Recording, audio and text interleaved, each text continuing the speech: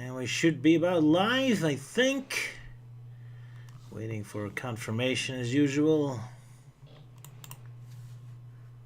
Hey. What was that? Yep, I see it. Yes, am I live? We're live. Yep. Oh, God. Did I say something horrible? No, that freaking icon with Roger is freaking Cupid. It's like, oh, jeez. Yeah. I'm sorry I'm hurting your eyes. Ah!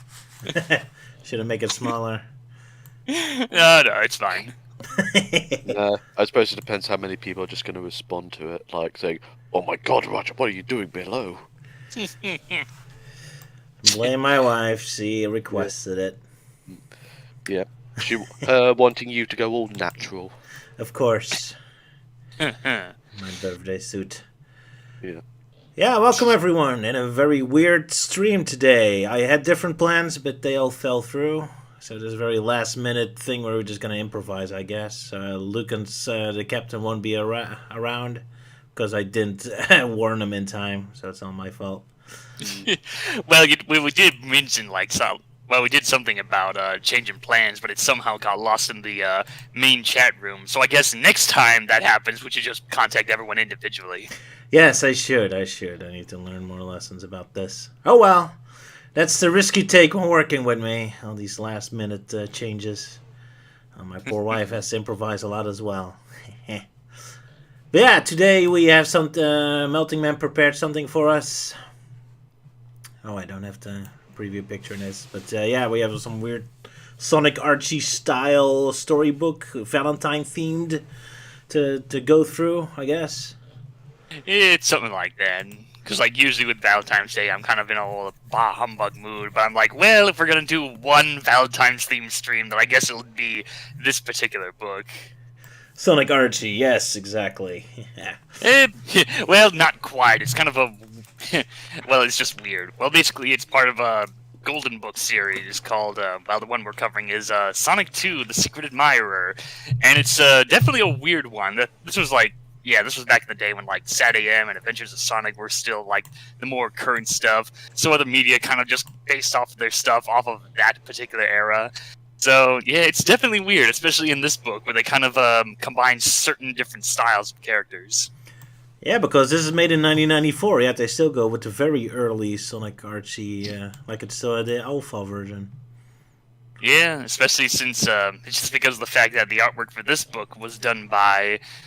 Crap, hold on, I keep forgetting the name. Oh yeah, Art Mawhinney. Yeah. Yeah, Art Mawhinney, one of the earliest artists on Archie Sonic that mostly did a lot of the stuff from the days when Archie Sonic was more lighthearted and comical. So of course, when doing his artwork in this particular book, then of course they're gonna have people saying, "Oh yeah, this book is canon to the Archie Sonic universe," and then later find out, no, it's not part of Archie Sonic. It's just kind of its own weird separate universe thingy. I counted this part as the pilot universe. The pilot episode. Yeah, because Sally's back with her black hair, and Bunny Rabbit is missing in action yet again. Yeah, Sally would, in Archie Sonic, yeah, she had the pink fur and black hair look for quite some time. I think she wouldn't get the brown colors until around, issue 20 or something, much later after it. But yeah. There you go. So yeah, we'll be talking briefly about that. Just to have something to talk about. For the rest, just going to be improvising, I guess. I might actually be animating on stream. So this time the name of the stream is wrong. I will be animating this time. Mom. But we'll see that. Maybe the people in the chat can do requests for us to talk about something you want to hear about. Or you want me to draw you something. What was another thing? Sorry. I'm just saying, requests or question and answers or whatever. Yeah. Exactly. Ask Melting Man anything you want, or ask me anything you want me to draw, I guess. But that's after our main course, the super exciting, epic story of Secret Admirer. Because I guess this is going to be our Valentine stream, I suppose? I guess so, because the next time we'll do a stream, it'll already be past Valentine's. Exactly, and I guess with Halloween and Christmas, they always do it in advance, too. Sorry, Ewan, you said something?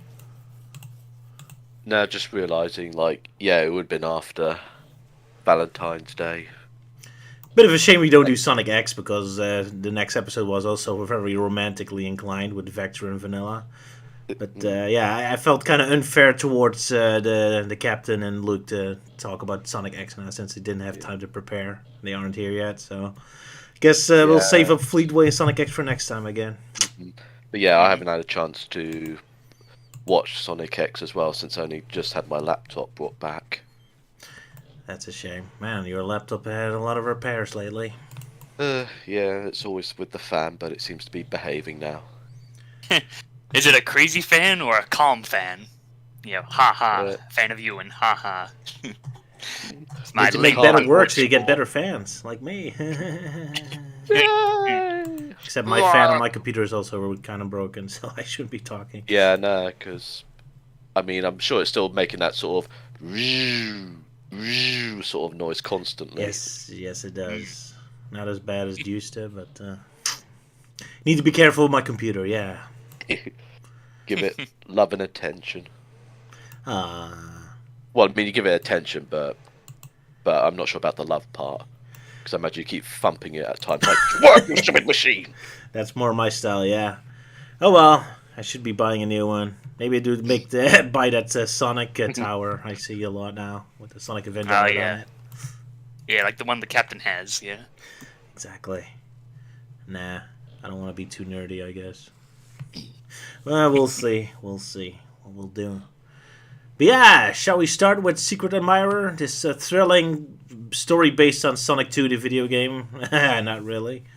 It's so funny to see the video game font on it, even though it has absolutely nothing to do with the video game universe. Maybe it's based on the movie, because wasn't the sequel also released on February-ish? What, the live-action movie? This is 1994, buddy. Well, hey, this is maybe a very, very, very early script of the movie. Yeah, they were already working on the script for Sonic the Movie 2 from 2021, right? They were ahead of their time, a little too much. Yeah, I bet you would have loved to see Sally Acorn show up in Sonic the Movie 2, huh? Yeah, maybe. But yeah. Depends on how they handled her, but seeing as how they handled Knuckles with respect, and I have hopes that they would handle Sally with respect if that ever happens in the movies.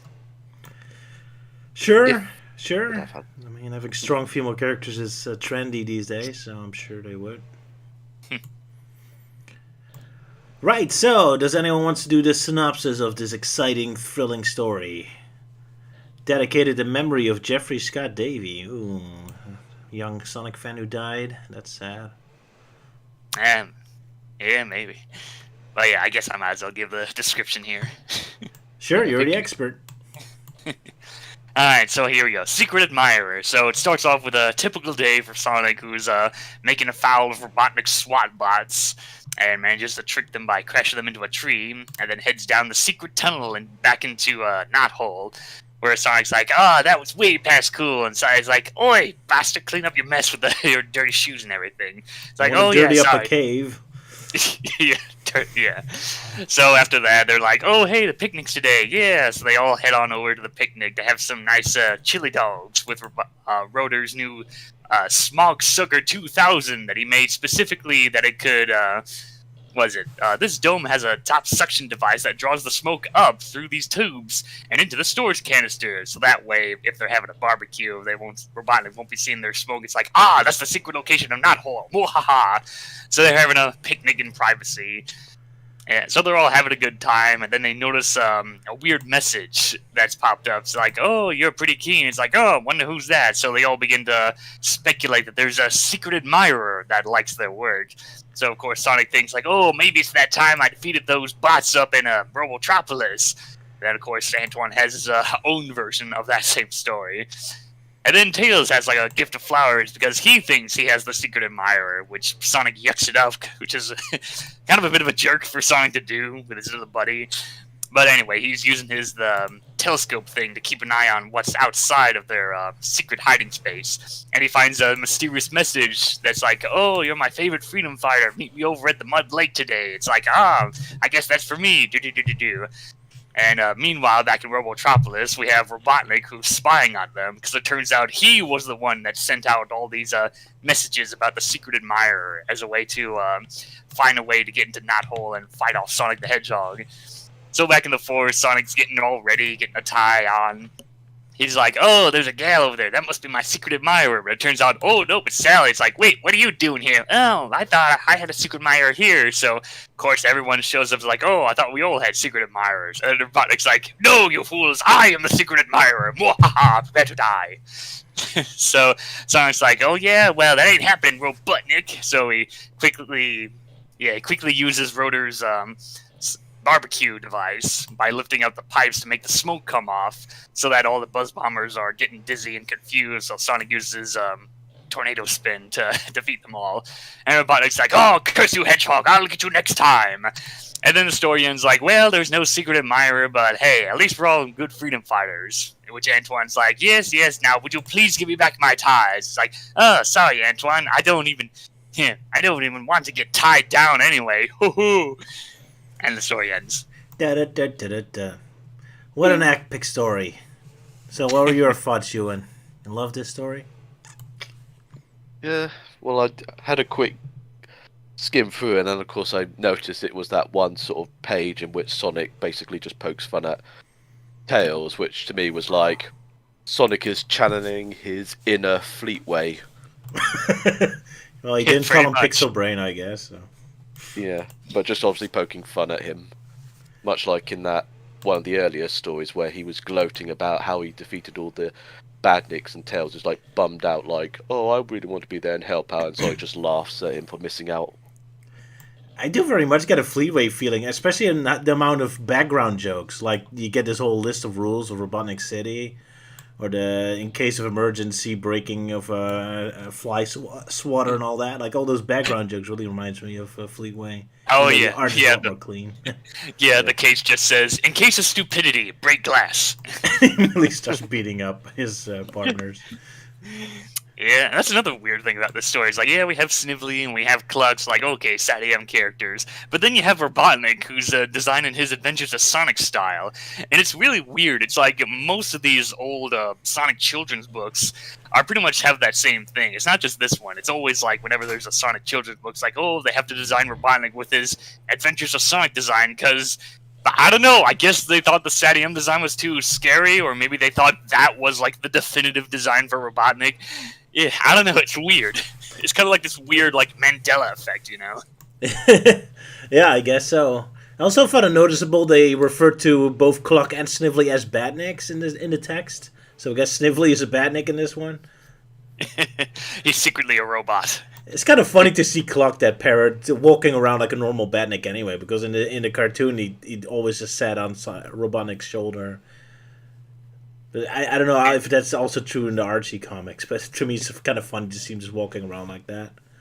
Well, it was only in the original miniseries. Cluck wasn't, he wasn't much of a character in the main Archie Sonic series, only in the original miniseries. Oh, fair enough. So I guess how he was a SatAM is the most prominent version anyway. But yeah, so apparently Sonic is a proponent of Nintendo in this version, because one of the rules of Robotnik City is playing Nintendo, and Sonic is very opposed to that. Like, no, everyone should be playing Nintendo. So that's nice of Blue Hedgehog. Maybe you should have been like, playing. Simply just say play Nintendo. I mean, that would have made a bit more sense. Yeah, because now it's kind of like reverse. Yeah.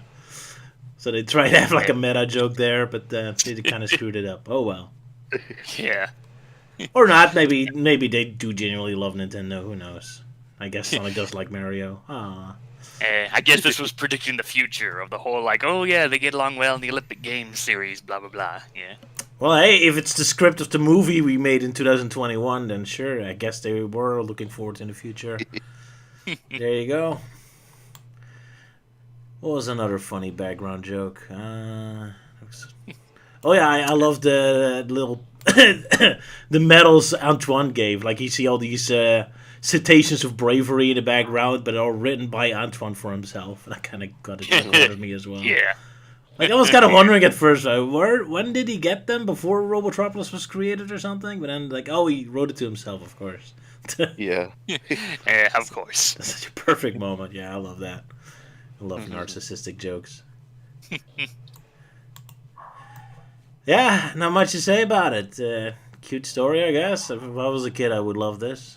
But, Yeah, I mean, the only sort of Sonic books that I had was like this pretty like narrow lengthwise sort of like joke book, which was all about these like bad puns sort of things. So, I like, hate those. like, what do you say to a giant? Use big words, sort of thing. Yeah, I've seen a lot. I mean, didn't they love those in Nintendo Power? Oh yeah. Like what he constantly had like puns about Nintendo games. I don't remember any of them. What did Link do to open the door? He used his Triforce, haha, or something like that. Yeah, exactly. Those horrible jokes. I can't stand them. But In yeah, that case, this is better. Yeah, I mean that joke book basically used like at least some of the characters from Fleetway. So there was like one. I think not sure what the joke was, but basically something involving Porker basically having like pies literally covering his ears for some reason. Okay. So I need to find the book and just figure out what exactly was going on in that and why he had pies on his ears. That's the mystery, yeah. I kind of like in this story that they already had their picnic before Rotor even explained what he did, so they wouldn't be caught by Robotnik. So as far as they knew, they were actually walking to a trap, but didn't care. Thinking too much again, but hey, I love doing that.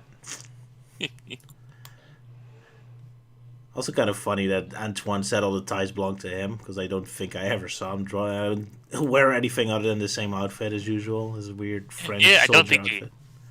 I don't recall him actually wearing a tie, and yeah, he didn't do that in Sad AM, and I don't recall him doing any of that in Archie Sonic. Yeah. Nope. Oh well, just for the sake of a joke. Yeah, it's just one of those things like, hey, if he has clothes, then why doesn't he normally wear them? Kind of gags. Yep. Oh well. Well, I guess that was our stupid, pathetic little thing we talked about today. Yeah. Well, might as well get the Valentine's thing out of the way. I guess so. And of course, knowing me, I had to pick something really obscure to cover that subject. Yeah, how do you know about this? I have never heard of this. Oh, I mostly just found them on like Sonic Wiki and other sources. Like actually on Discord, I'm part of a group called the Sonic Museum. That's pretty much a group that's trying to archive a lot of Sonic literature stuff. So it's not just the comics; it's like everything else, like the Sonic and the Tales of Terror stuff, the mangas, the children's books, everything. So that's pretty much how I got most of my sources there with the pages. Like these particular pages, I got them off Sonic Retro because they had scans of them.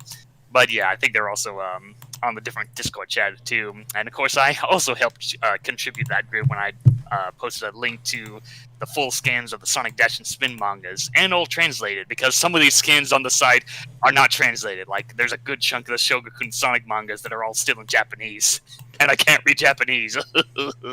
But hey, at least they're there in archive, so at least there's that.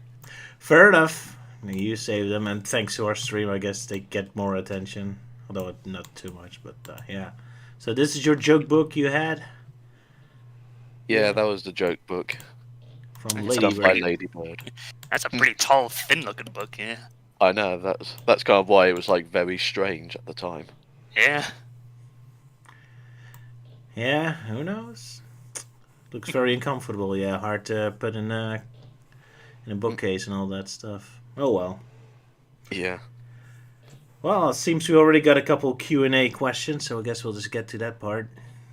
Indeedy, and I'll be reading out the questions to make it easier for you guys. A wild Sylvia appeared. Dun, dun, dun. Yes, it is I, Double Silly in the chat. So yes, I'll be reading out the questions. If you guys have any more questions or even requests, right, Roger? Yeah, sure. Drawing. Then Roger will do an attempt. He will not draw all of them because, of course, there's a limit. Because if it's too awkward, then it's a no-no. If it's awkward, then it's good. Anyway, to the questions. First question from this shady guy called Luke the Fox, I think. He's asking, have any of you played any bullet hell games? I used to play a Apogee game called Raptor. It had a subtitle. That's I think pretty much the only bullet hell game I ever played. I mean, it's not my favorite genre, but it was like an old DOS game from 1994. I kind of like could buy upgrades and all that. But it's more from down to up, or yeah. How do you call that? Because it's not side scrolling, but more seen from the First upper person? perspective, top down view. That's the one. Oh, yeah, top-down view, yeah. So yeah, Raptor something subtitle. That's the one I played. You got one, Melting Man? Oh, geez, I'm not sure.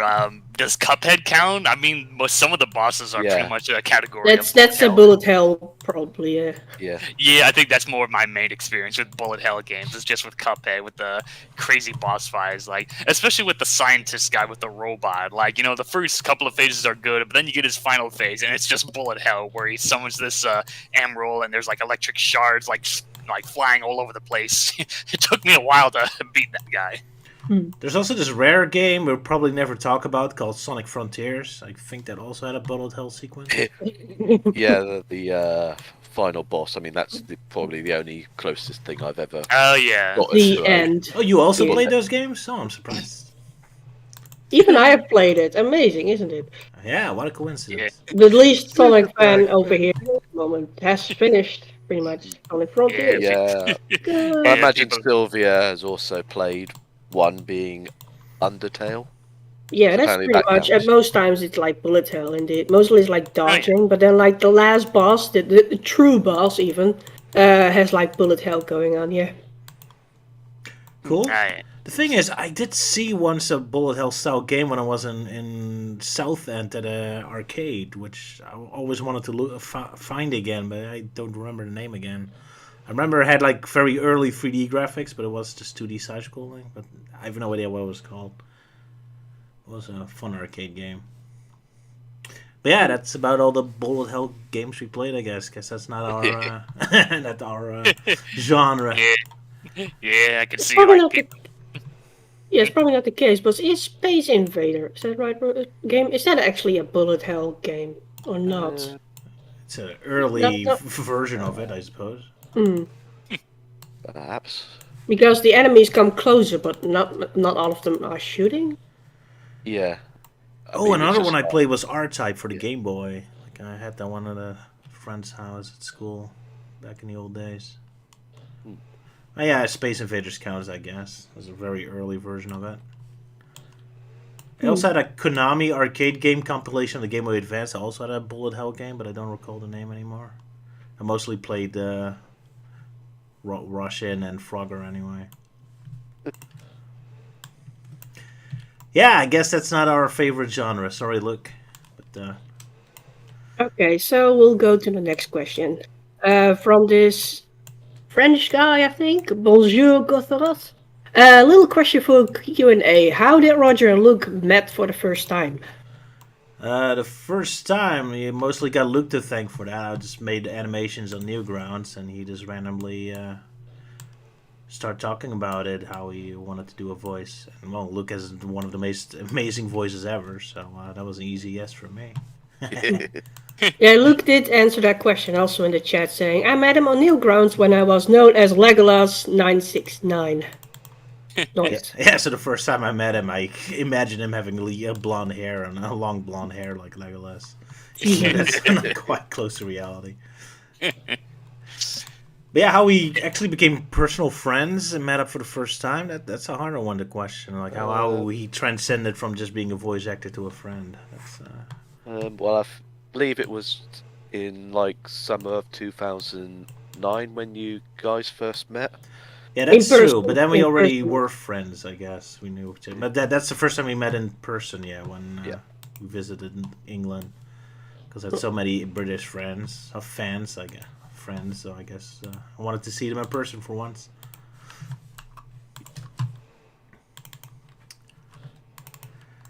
Okay, and we'll move on to the next question. Let's see. From Rhino Bank. What do you guys think about Sega treating classic Amy these days as strong? It's kind of weird because they keep putting a focus on her without ever really using her, so that kind of confuses me. Like how Sonic Origins treated her as the main character. But what was the question exactly? They treat her as strong? Well, I Like guess a they're strong saying character. I guess they're saying like, oh, classic gaming was always portrayed as being weak in the old days, but nowadays Sega seems to treat her as being like, more stronger. Yeah, Like, I guess Or that as a makes sense. leader, or more like in control and such. Or Yeah. competent. Where does he do that, really? In the comics, then? Yeah, I guess in the comics, yeah, because in the games, it's I don't know, it's not really noticeable. It's kind of like, oh yeah, she's just there, but apparently Sega's just too lazy to do gameplay stuff with her. Yeah, because Well, we're talking about how modern Sega uses Classic Amy, but how much did Classic Amy really show up? She showed up in Sonic Mania Adventure, where I don't think she was that particularly strong. Because she was dragging up Metal Sonic up the mountain, but that was more cute than really strong. Yeah, and Origins, she is like a weird. They treat her as a main character, even though she really isn't. But other than that, I don't recall them ever really using Classic Amy. I guess Unless the we're comics, referring to IDW. Yeah, I think it's just more an IDW Sonic, where it's like, yeah, she's there, she uses her hammer. So at least that's one positive thing. At least they remember that she actually has a hammer. Because, like, Amy in general nowadays, it just feels like Sega's completely forgotten. Like, oh, she wields a hammer? What? So I'm kind of like, okay, well, she doesn't use her hammer, then what the hell is she using it for? Just as a new coat rack or something? Yeah, but it's just the game's not doing anything with her at all. But yeah, it is true that Amy's personality has changed a lot. I guess they're just really embarrassed about her being like a parody of a girlfriend, so that she's just generic strong lady friend now or something. Amy is a bit of a weird character, yeah. Her personality is a bit of an Schrodinger's cat position. I don't know what to think. She's a bit of a blank slate these days, yeah. Yeah. But yeah, Especially I with can't Sonic. comment much on him because he hasn't much screen time, so isn't much to do. But yeah. Yeah. Especially with Sonic Frontiers, because I've been noticing, like, people saying, like, how her personality was handled in the games, and then you go to the Japanese version, where apparently it's very different, and there's kind of been this argument, like, no, she's handled better in the Japanese version of Frontiers, and yada yada. I really want to see the Japanese text now. Do you specifically know how different she was there? I don't know. I haven't watched much of the Japanese. The most I know about it is Amy is apparently written differently in the Japanese version, and they remove like 90% of the references. Like the whole bit where Amy mentions Sticks the Badger, yeah, that's not in the Japanese version. But yeah, I haven't seen much of the Japanese text writing. All I know is that, and apparently it's badly translated, according to some people. Yeah, I'm really looking forward to it, to find someone uploading the original text with the translation. It sounds interesting. Yeah. Well, I'm sure it's already up by now. I just haven't. I was about to say Windy, but it's like, no, that guy doesn't do YouTube videos anymore. It's just Twitter stuff. But I'm sure there's someone out there that's uploaded the Japanese translated text.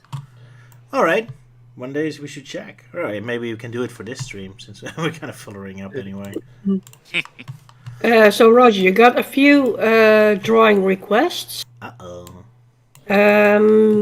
Let's see. We got 3. One is from Rhino. Let's see. How about him fighting an anthropomorphic version of Green Hill Zone? So me or him from Powerpuff Girls? Well, I mean, Roger. as in Roger, because you hate Green Hill Zone, and he's fighting an anthropomorphic version of Green Hill Zone. I like it if it's a Sonic character representing Green Hill Zone. Huh. Well, you could just use the Green Hill Zone cop from that Dissected episode and just make him a furry. There, call it good. Or just basically have a like a Sonic sort of like character template that basically is just like covered in like checkerboards and the top of the head basically just having green on it. So it's like a Minecraft texture or something. Feel my checkered wrath of doom. All right, I'll draw it. Yeah, and the second one, because I said there were 3, come up with a Valentine's date for Luke the Fox. The Well, I guess I character of the real Luke. I assume Luke the Fox, as in Luke the Fox. But which version, though? The Dissected version? Or the one with the sword? I guess it's kind of the same character. Old Edgelord. I don't know if it's Dissected Luke, then I'm like, well, there was that one stream episode when we did like the Fleetway story with Tails, and there was like the Goblin Queen and whatnot, and he seemed to have a thing for that gal, so just Oh, they have to look for. Have to look for what she looked like. Reference material. All right, And- I'll draw that next. and the third Girlfriend one for is- Luke. Oh boy. And the third one is a small drawing request from Gothoroth. Amy doing some tarot cards reading, but grimdark. I'm not sure what he means with grimdark, though. Dark Well, I and think it edgy, means though. like, I think it means like very dark or something. Like, Yeah. I don't know, like all of her tarot cards are just like death signs or something. With her Yeah. looking like evil. Oh, and Steve- Luke is saying the dissected version of Luke the Fox. Right. Okay. Oh, yeah, I thought speaking they were of the tarot, same, but oh well. yeah, speaking of tarot cards, recently I think it was the official Sonic channel or somewhere official that actually posted an image of Amy Rose wearing a fancy fortune teller outfit. I have to find that because it looks pretty cool. All right. Moving on with the questions. Yes, so poor melting man and Ewan have something to do. Let's see. Okay, one second. What do you guys think is the best, and what is the best Sonic remaster, re-release, remake? Sorry again. What is the best remake? I'm trying to understand the question too. Like, what do you guys think is the best, and what is the best Sonic remaster, re-release, remake? Sonic Jam. So much cool extras. I like extras. As for me, I'm not legally allowed to say. Okay. Yeah, you're so scared of angry comments on Twitter. Pretty much. Like nowadays, I've kind of just given up on talking about my thoughts on Sonic opinions because it's kind of weird. Like, you know, back in the day, it was always like, oh, modern Sonic versus classic Sonic, yada yada, that kind of angry battle. But nowadays, especially with the whole lead up to Sonic Frontiers, it definitely feels like the fan base has been more about toxic positivity versus negative. Toxic negativity. So after a while, I'm just like, okay, fuck it, I'm not gonna talk about the games anymore. Only sticking to what I know with comics and really obscure Sonic media. Also, I guess I have to say I do like Sonic Origin, even though I never really respected it because I'm kind of tired of classic Sonic recreations. But they did put a lot of effort in the cartoon and the extra missions and all that. That's kind of impressive too. So I'm kind of unfair against that game most of the time. I'm just kind of tired. Oh well. What about you, Ewan? Yeah, you, Ewan.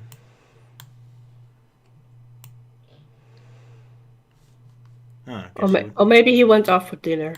Who knows? oh well. Now we can make the opinion for you and for him. I think Ewan's prefers Sonic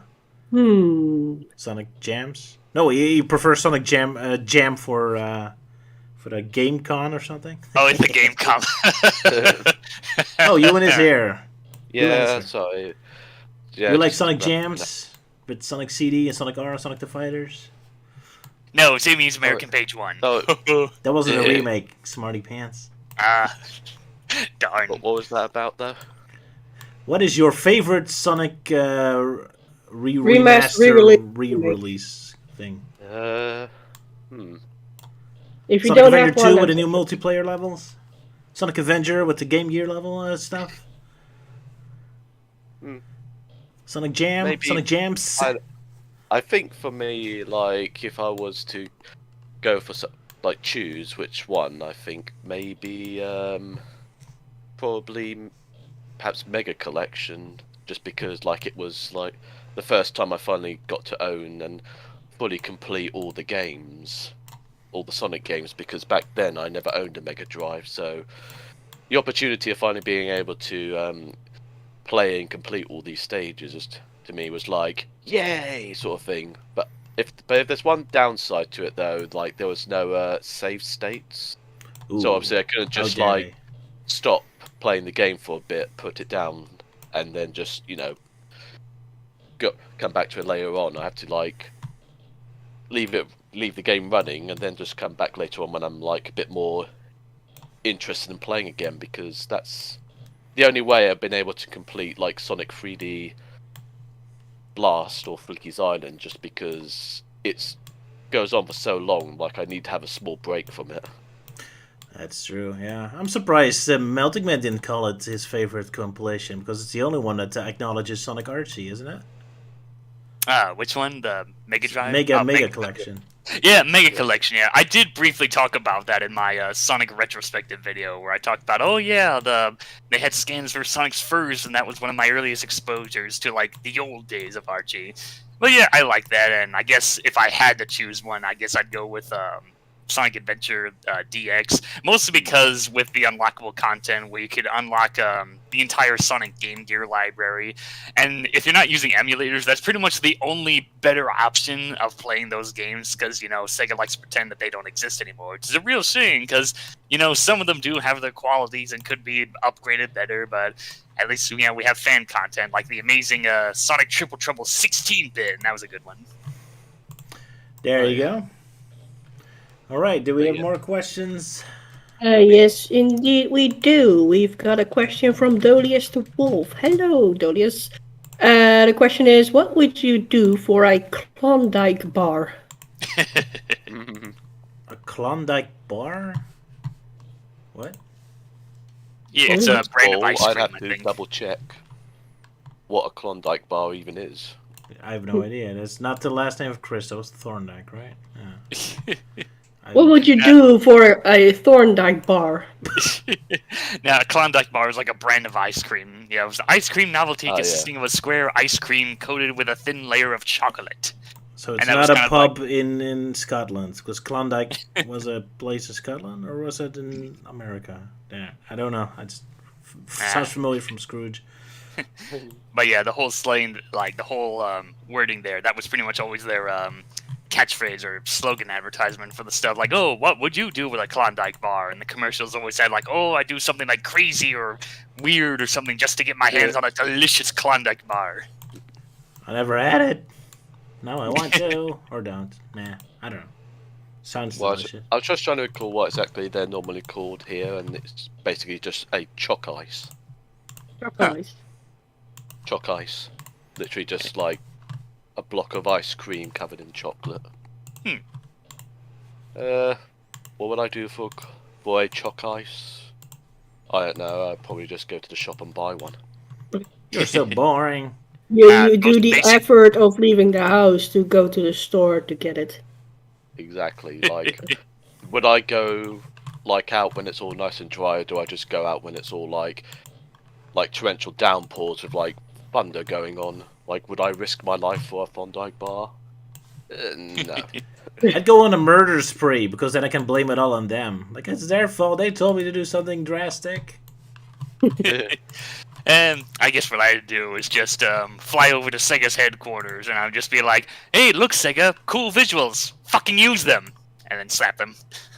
And that will give you a Klondike bar? I hope so for you. Yeah. At least from one side of the fan base, anyway. From me. I'll give you an ice cream if you do that, yeah. Oh. Well, didn't they recently say that... I mean, Mario Kishimoto, the main director from Sonic games, apparently now, he's on Twitter active to allow people to give him feedback. And apparently they immediately told him, like, stop using Green Hill Zone and stuff. And he said, like, oh, well... What was the exact wording? Because I want to see that again, because it was a very interesting wording. Yeah, then, like, not using Green Hill Zone again. Oh, yeah, sure, that's what they said the last time when Aaron Weber said, oh, don't worry, no Green Hill Zone. Yeah, he said it will take a while before you see Green Hill Zone, and it took in total 3 weeks, I think, before it showed up in the card game. I found it. It's saying, like, following fan feedback, the constant repetition of previous Sonic levels in games like Green Hill Zone and Chemical Plants is going to be avoided more in the future. Exactly. Avoid it more in the future. Not avoid it more. As in, it's going to be slightly less. Like, well. Because I mean, for them, it's like in the past, it's like, oh no, we haven't been using, like, Green Hill or Chemical Plant Zone that much.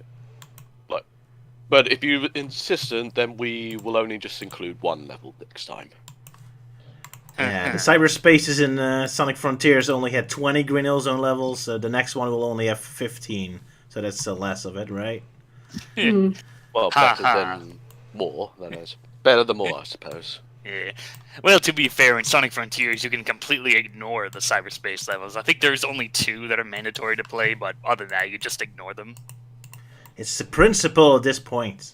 And look, I wouldn't be so angry about it, Green Hills, after at least there were some other interesting locations, but the rest of Frontiers is so boring. But yeah, let's not go into a rant there.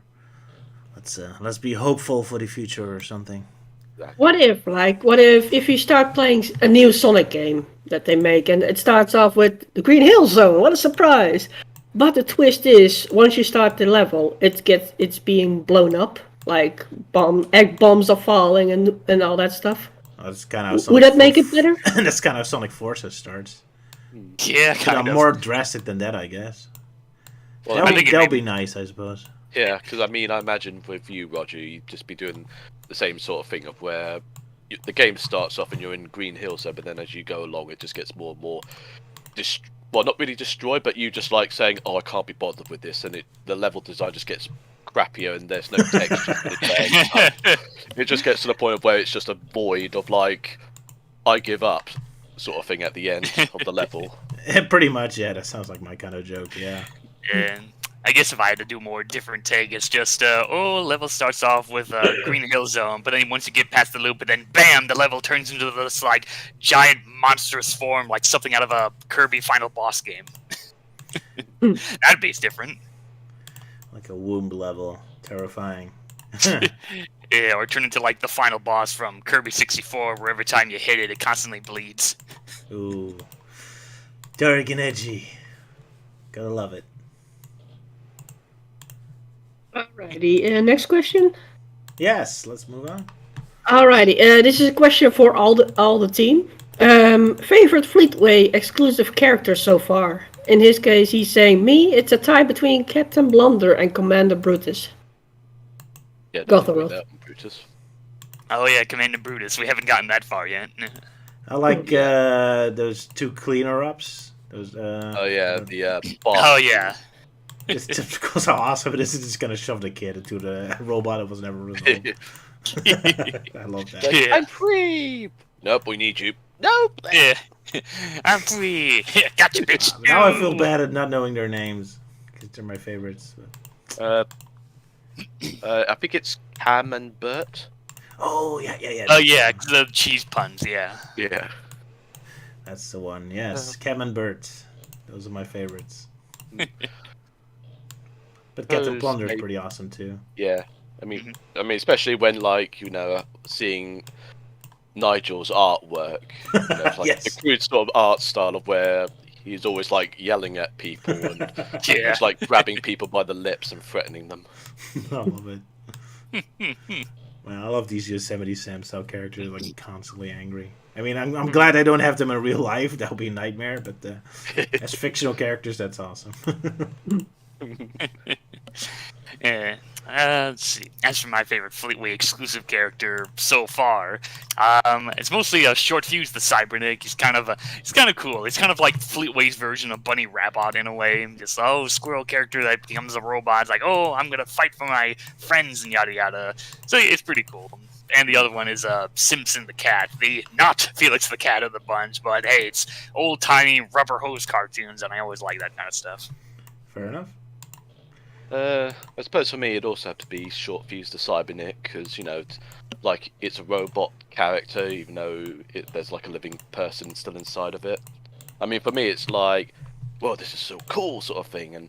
But one thing I always noticed with the comics with Short Fuse is like none of the artists can make up their minds of like his proportions. So at some points he might have like a similar sort of body type like Sonic, or other times he just basically has almost human-like proportions, and when I see that, I'm just like, sort of thing. That's probably my only negative towards, like, Short Fuse, as well as maybe his upgrades he gets later on, but, spoilers. I suppose maybe another character, but he's not introduced yet, is Dr. Zachary the Echidna. Oh yeah, that guy. Yeah, because I think Roger once drew him for someone's,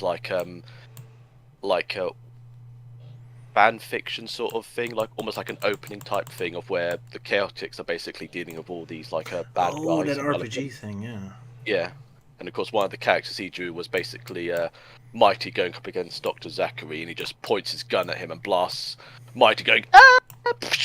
Like him just murdering Mighty on the spot. Poor Mighty.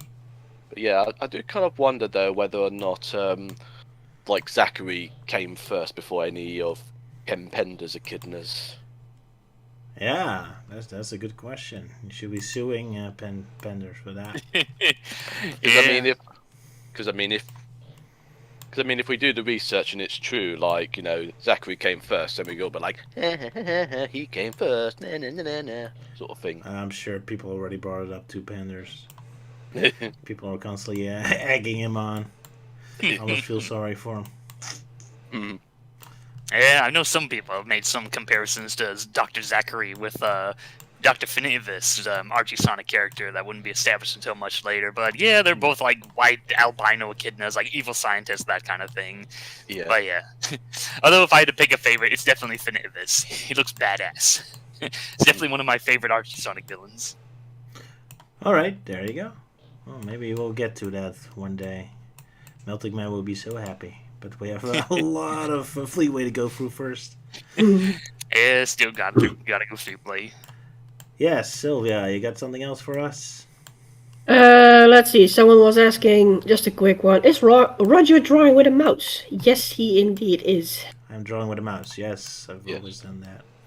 I had a pencil for a bit, but nothing annoyed me. She used like a tablet for drawing. Yeah, I used a tablet once, but the tip kept falling off and I got angry. Yeah, and then he threw it out the window. Exactly. And hitting a dog. Ooh, free tablet. Although the thing did set me on my way to start animating, so I shouldn't be too angry about it.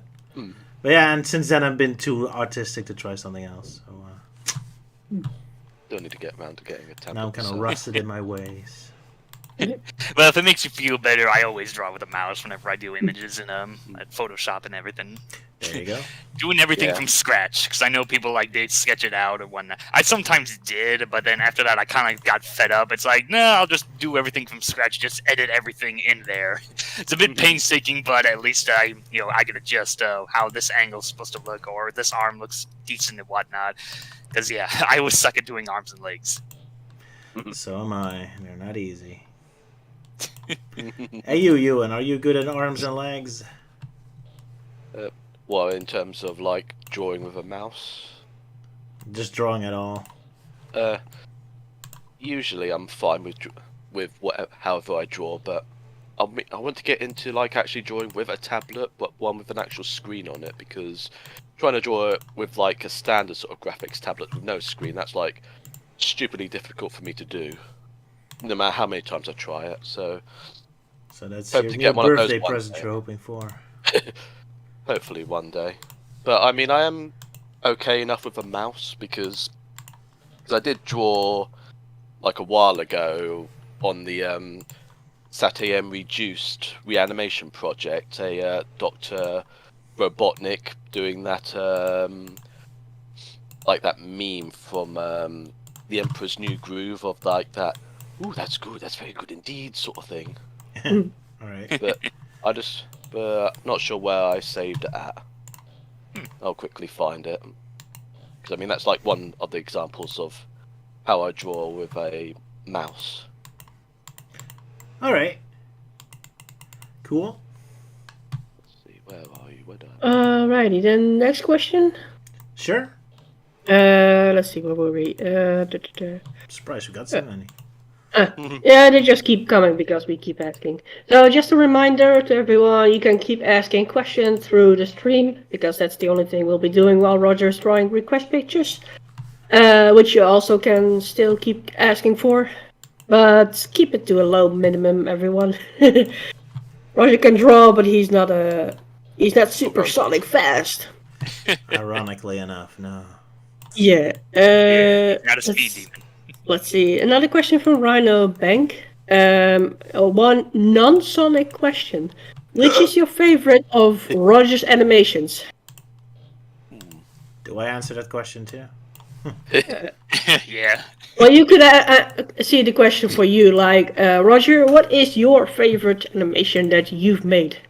What am I the most proud of? Oof, that's a good question. I think Sonic Avenger in Menace was an epic one. Sorry, which one? Sonic Adventure in Menace, original. Ah, Oh, Also, yeah. some IMP episodes. I put a lot of effort into those. Yeah, Especially the one with Bronny being an adventurer. I love Yeah. doing the action scenes, exactly. yeah. For me back then, with like your IMPs, I kind of saw your season 2 being between episodes 11 to 20 as being kind of like the peak, as it were, with IMP back then. Oh, really? Because I think it's just maybe that's just like the episodes I was first introduced to because they were on DeviantArt, so I was like, okay, I'll watch these, and sure enough, it was like entertaining, and I thought, might as well go and hunt down the earlier episodes on Newgrounds, and I mean, like they're crude and like still funny, but I still felt like the 11 to 20 was like the top for IMP back then. But in terms of like an actual best Roger animation, admittingly, it's rather tricky because there's like so many of them. Because like back then when you used to like churn them out like like rapidly fast. Once every 2 weeks, yeah. Those were the days. Yeah. So I think I remembered like in one of the IMP episodes you like had an animation competition between Romsey, and whilst Romsey's was basically like only 5 seconds, like you basically said, oh yeah, I'm able to churn out like a 20 minutes of animation faster than you could do like a 5-second one. And yet you got bad reviews for it. Classic, yeah. Let's see. Yeah, that's for my favorite Roger animation. Geez, I don't know. Well, for like his older stuff, Sonic Movie Madness will always be one of my top favorites because it's just like sheer insanity with all the cameos and the crazy adventures going on. Yeah. Especially the final battle at Mount Doom. That's always the biggest highlight, where it's just massacre after massacre. It's like, yeah. During my teenage years, it's like, yeah. You love the mean spiritedness. Well, some of it's like not that mean. Oh yeah, the whole Jar Jar Binks scene. Yeah, a scene that's probably hasn't aged well nowadays, with different opinions on the prequels.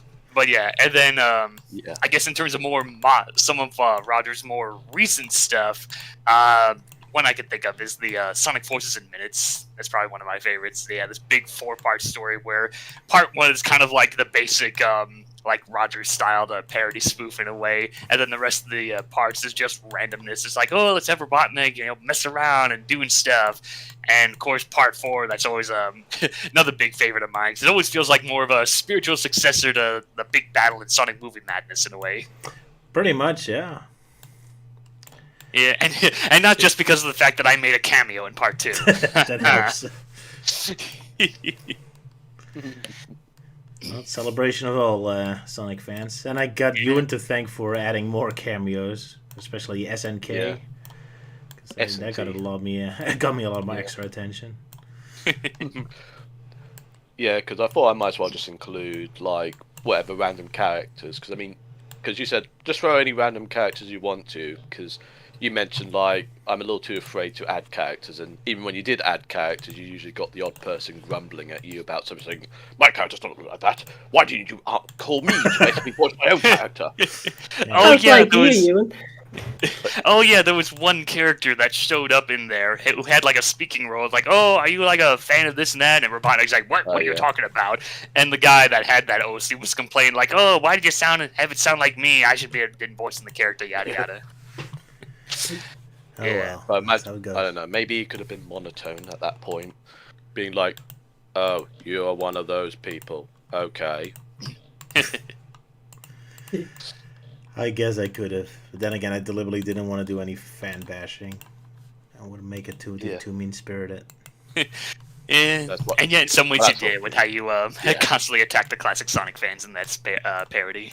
That's not very nice of me now. Or the big fans.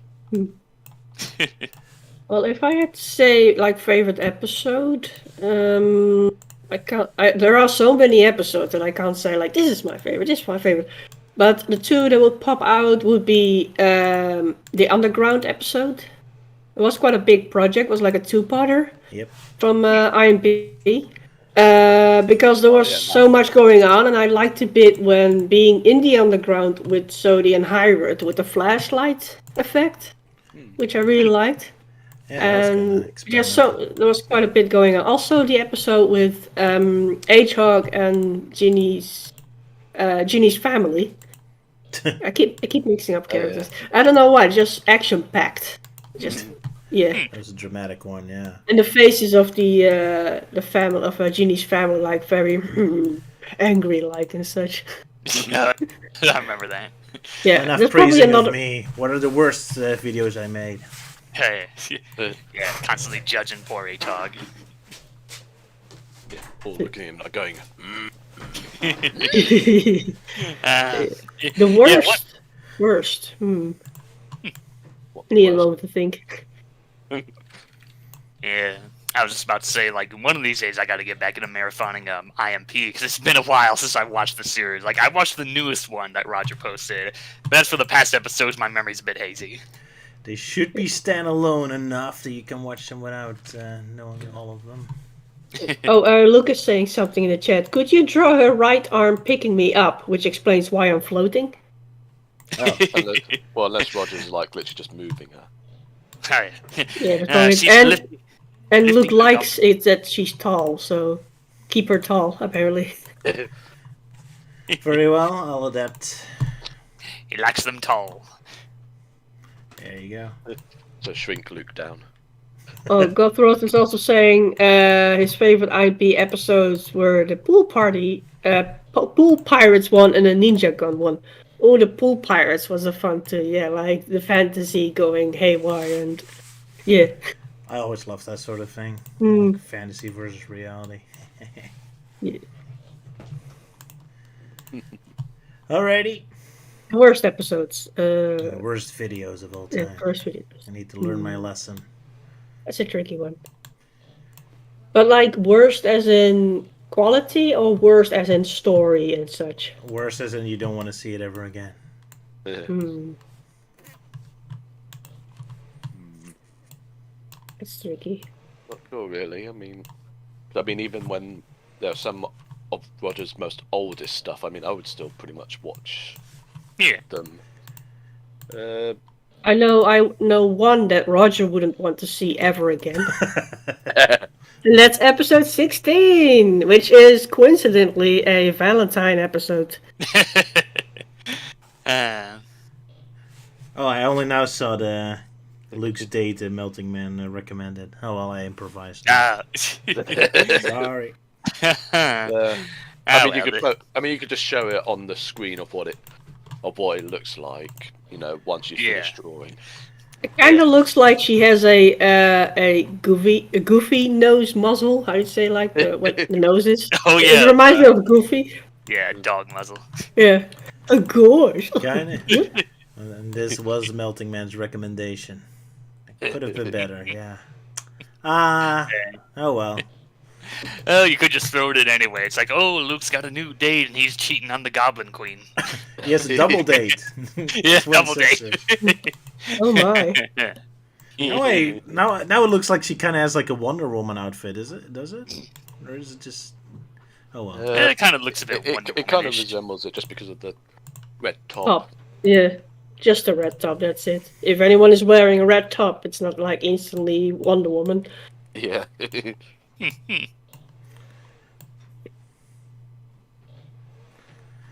Guess Ewan gets 2 girlfriends for the price of 1. Yeah. Oh my. All right. Who will win? Well, yeah, it seems there. Apparently, Roger, there aren't any worst episodes or cartoons that you've made that no one would like to see ever again. So, hooray! Don't do that. I get too much of an ego. Yeah. I mean, we have to really like supremely nitpick just to basically find the worst episode. Hmm. Yeah. Because if I had to, because I mean, I suppose maybe the only one I could probably think of that's like not his best, but one that I still enjoy watching is one of his more earlier animations, which before he eventually stuck with Sonic and all that sort of stuff, being The Legend of Zell,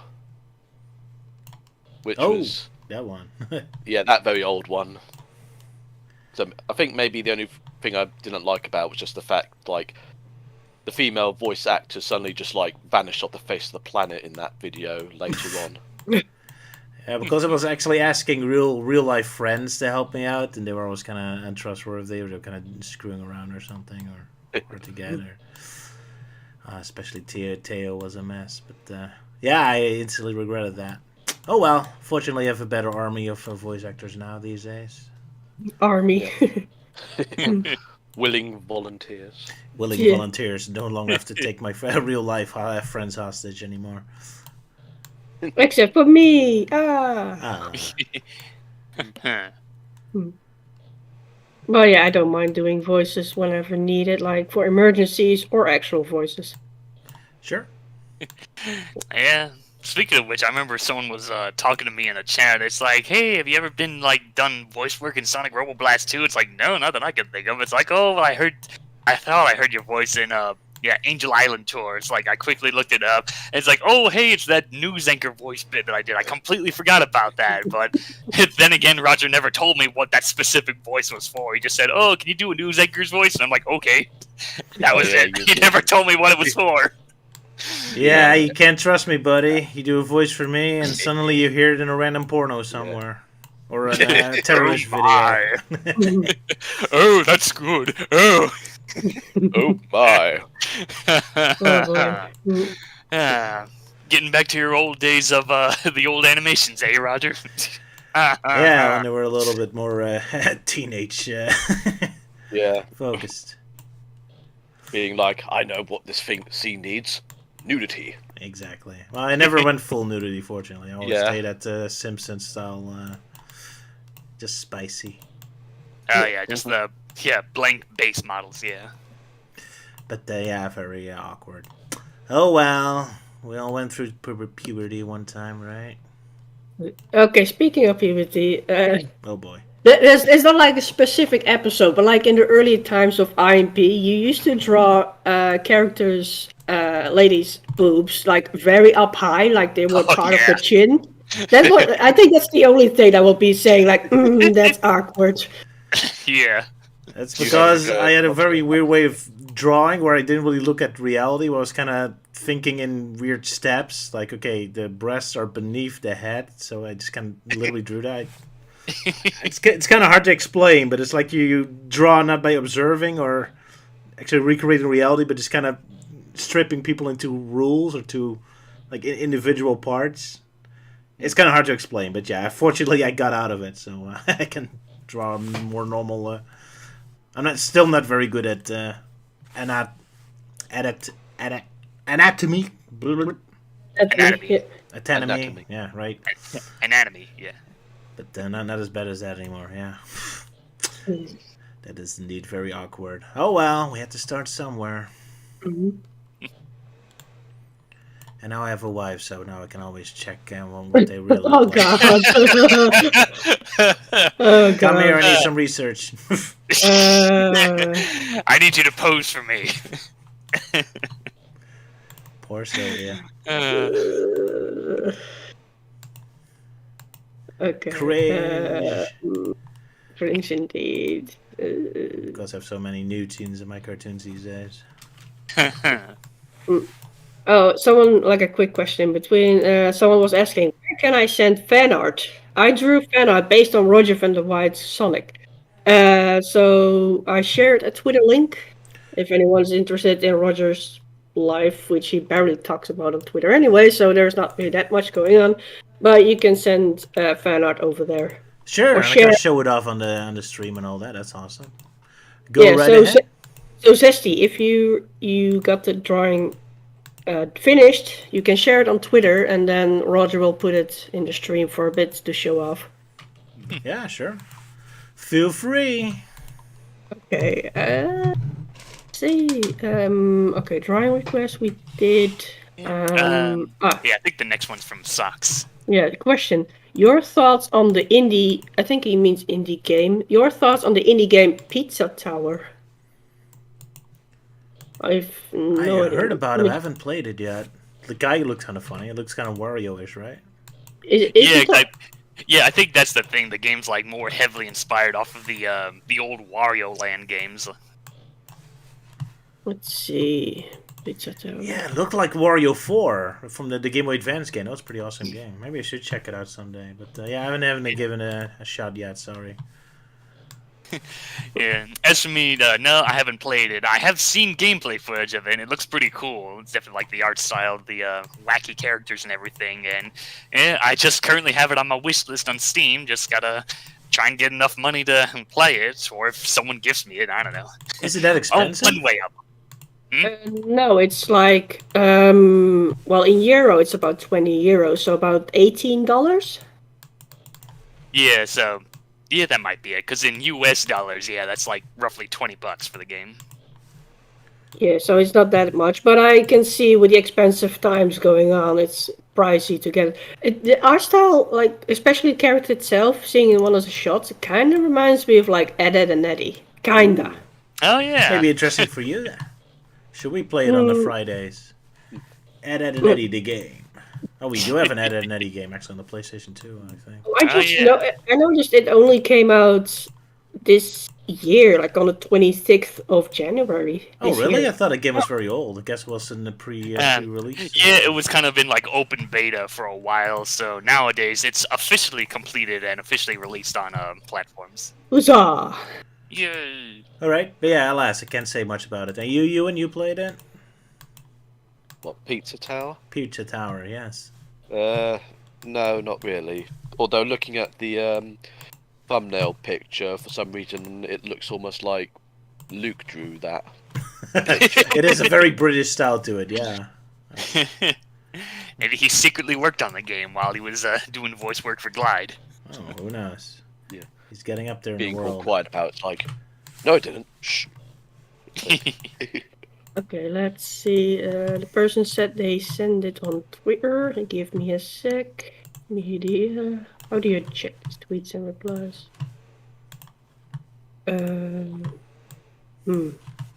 How do I? Usually it's being like shown, like, "Hey, Roger," but.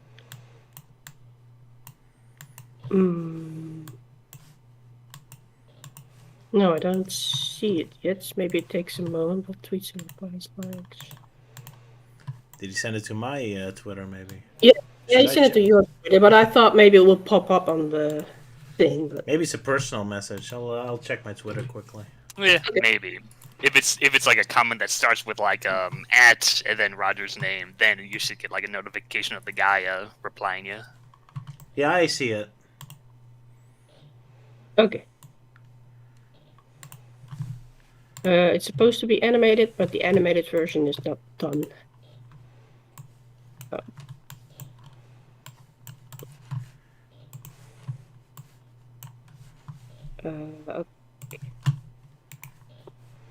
Popsicle go, whoa! Oh, it's supposed to be the Sonic Popsicle.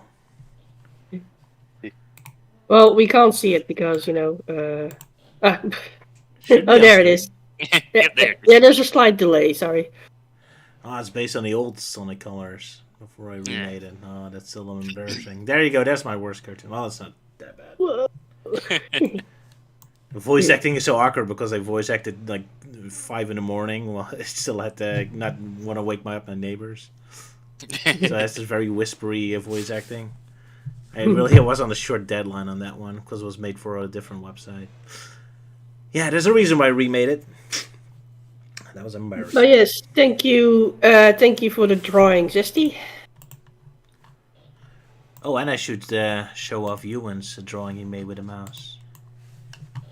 All right, the yeah, yeah, Kronk. No, Pacha, sorry, my brain just farted there. Based on Pacha from Emperor's New Groove. Yeah, so annoying when it gets so big.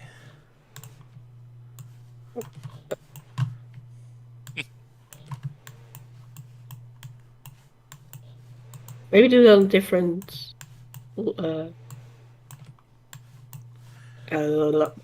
file in Flash. That's big. Yeah, really big. Ooh, it's so big. That's Oh, what that's she good. said. That's very good indeed. Well, you know, Robotnik is big himself. Ha ha. Mm-hmm. But yeah, it looks pretty good, Ewan. Yeah, very nice. So you can draw with a mouse. There you go. Yeah. Better than I can. Let's see. Next anyone- questions. Yeah, hold on. Well, give me a sec. Okay, those are the art ones. That's the pizza one. Here we go. Dolly's the Wolf asks, "What are your plans for Valentine's Day?" That's a very painful question. I have no plans yet. And my wife is listening, so I have to make up an excuse very quickly. Let's get a rose petals, you know, for the bed. Know what I mean? Yeah, and guess who has to clean them up, huh? Well, I didn't. Well, you know, you could make Roger do it. If he has time, because he's way too busy animating, and besides, the cats are gonna be jumping on it. They're like fluffing about with the old rose petals, so that's a no-go. Ah, true. It's more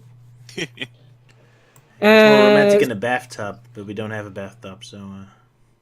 Oh, you don't have a bathtub? No, No, we we have only a shower. We have a shower, but we don't have a bathtub. No. Huh. Oh, didn't know that. Yeah.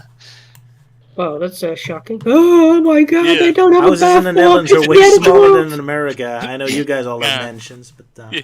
Well, I mean, are you guys like living in an apartment or so? Yeah. Yeah. Ah, that is strange. 'Cause- A rental apartment. So that is strange because I'm currently living in an apartment and I have a bathtub that acts as a shower. So I guess they're just not a thing or not as common in the UK or Europe. Yeah, our Well, buildings are that's smaller. America. I mean, you guys have basements. We don't really have basements. We kind of do, but it's not like a living basement. It's more like it's there, but it doesn't do anything, and something to do with whenever the water gets high. I don't know. It's something that it's not a livable basement. Anyway, No basement. Now that just kind of makes you wonder, well, like, how do you survive a tornado if it comes on? Like, we don't have tornadoes. We don't have tornadoes. You silly in man, America. you live in tornado land. Oh, lucky. I'm terrified of tornadoes. We don't have tornadoes. We don't have earthquake. However, we do have like issues with higher waters, like the water rising and such, when it's like has been raining a lot. But even then, we are prepared for it because we have dikes. We Like are those prepared big because hills. we listen to Scar. Stupid joke. I'm sorry. Yeah. But yeah, for Valentine's Day, maybe I'll give Sylvia a massage, or send her to the massage because I can't do it. Give her an appointment there because she has trouble. Her muscles doing weird. So maybe it's time for a massage. Yeah, I did one stretch when sitting in Roger's living room chair, and I like stretched a muscle on my side, and it was hurtful to move. And then the next day, I just stretched a little bit, like before going to work, just a few stretches, and suddenly a muscle in my neck was like ping hurting. So that was fun. I could like turn my head, but it was like very sore to do. So after a hot shower, it was alright. But like within 2 days, I had 2 different places with sore muscles. Stretch muscle or strain muscles. There we go. What was the third drawing request again? One sec. Yeah, give me a sec. Oh, here we go. A small drawing request. Amy doing some tarot cards reading, but Oh, right. grimdark. Oh yeah, that one. Or ominous. And there's another request. Let's see, what was it again? There was another drawing request. Yeah. How about drawing someone from Freedom Planet? Something from... Oh, something. Freedom Planet. Just something. Yeah, Someone. someone. Maybe I should draw someone that didn't show up in a parody. Like what's Yeah. his name? Like anyone from Freedom Planet 2? Did no one from Freedom Planet 2 show up? Well, the bad guy did, Freya. Ah. And the museum curator is also from that game. I could do like a combination that Amy is doing tarot cards, Grim something, for a character of Freedom Planet. Sure. Yeah, that could be interesting. Let's see. Who should I draw? Because I didn't draw Slade, I think. What was his name again? Late? What? Never mind. Mm. I need some moment to think. In the meantime, do we have different questions? Well, Yeah, we haven't answered. Well, me and Ewan haven't answered the Valentine's one. Well, I don't actually- how dare you, Roger? How dare you? So yeah, go for it. Alright. Well, for me, the way I'm gonna spend Valentine's is, well, I'm gonna get up at 3:30 in the morning just so I can get to work for my early morning shift. Now that I've been doing that as my new full-time job at the station, and after that, I don't know, just lay around, being all miserable, all Scrooge. Stuff yourself with chocolates. Maybe, but maybe just something like, oh, just pull out a chocolate chip Pop-Tart or whatnot. What about you, Ewan? Most likely, I am going to be working on like in the evening for Valentine's Day. All right, yeah, it's on a Tuesday. Yeah, that's right. Yeah, and I'll probably have to be making a crap load of desserts, such as like that Black Forest, like what's it called again? The Black Forest. I know. Yeah, I know Black which one. Forest Pavlova. Pavlova. Yeah. Wait, I can share the picture. One sec. I mean, because of course, when I told you about like the Pavlova, how big I end up making it, you assume like, oh, it's like as big as a fist, and I'm like, it's a bit bigger than that, and you're like, what? It's a dessert. Dessert is supposed to be like normal size, not like a bear size.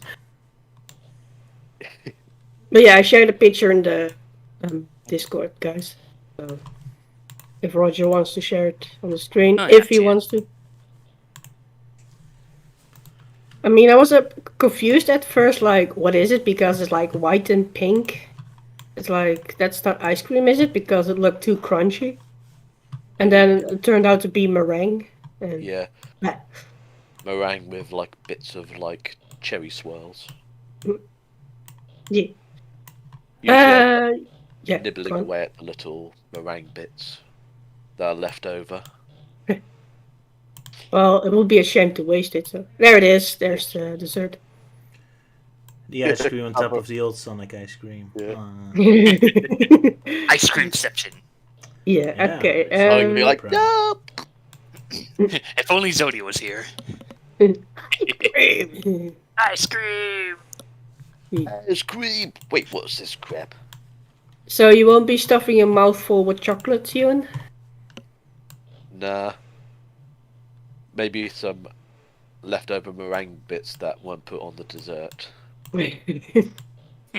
Because it's actually kind of nice, that meringue. Cherry flavored, was it? Yeah. It sounds alright, yeah. With like white chocolate basically just swirled on top of it. Mm. Although that's pre-done. Let's see. Let's go to the next question. Next question is from Why Do We Live Just to Suffer? I don't know, just to use a name. Because if you don't If- suffer, you can't appreciate the good things in life. Or Amen. alternatively, God hates you. God hates us all. It's all the snake's fault. Let's see. The question is: If they ever make Sonic Adventure 3, should the Nocturnus clan be introduced back as the main villains as a tie back to Sonic Adventure 1? You mean the Echidna clan? Yeah, the Echidna clan, Nocturus clans from Sonic Chronicles. I'm just reading the question. I don't know. You're the Sonic geek here. Well, if they're going to have to get the Nocturus clan into the comics, then obviously they're going to have to deal with Penders and his lawsuits. So I don't think that's going to happen. Also, I get the feeling that Sonic Team really doesn't want to build on anything that came before. Like, they always just do something different. I mean, I guess Frontiers kind of ties back with the aliens looking like Chaos, even though that still doesn't really explain anything. It feels random. Feels like there was just an afterthought, like, oh, we actually had a random story about aliens, but let's make them look familiar. Because I never really get the impression they're really building on anything they set up before, so I'm not expecting any direct references to the past. Because Sonic Team never really does that. At most, they'll just use visuals, like, oh, look, here's Green Hill Zone again, or oh, look, here's Chaos Zero again, but They're always introduced with absolutely no context, absolutely no build up on what they are or what they're meant to be. And I mean, to a degree, that makes sense, of course, because you don't want to be have continuity lockout for people. You don't want to send people, oh, you have to play all the 5,000 games first before this makes sense. So you kind of want to have a neutral adventure, but it is kind of annoying. So, but I mean, the question wasn't what you expect to happen, but what you want to happen, right? Or It was just, should the Nocturus clan be introduced as the main villains? could be interesting, although they're all dead, so it's kind of have to do something weird for that. But then again, I guess it can always have them sent to a different dimension or something. I mean, we don't know for sure they're dead, I guess. Or the odd survivor or two. Yeah. They could be very interesting villains, I'll say that, so I wouldn't be opposed to that. Mm-hmm. But yeah, I don't expect them. If I really doubt Sonic Team really has strong sense of continuity. That's one of my small frustrations with them. It never feels like they're really looking at what they have and kind of building on that. There's always just they do something completely out of nowhere, and at most kind of bend it backwards to make it fit with the past a little bit. But Then forget about it completely. it feels like they always just go off on new ideas, which I guess is fine. But it's causing the series to feel kind of like not very well built, I suppose. But oh well, that's just me, I guess. A very slapdash put together series, yeah. Yeah.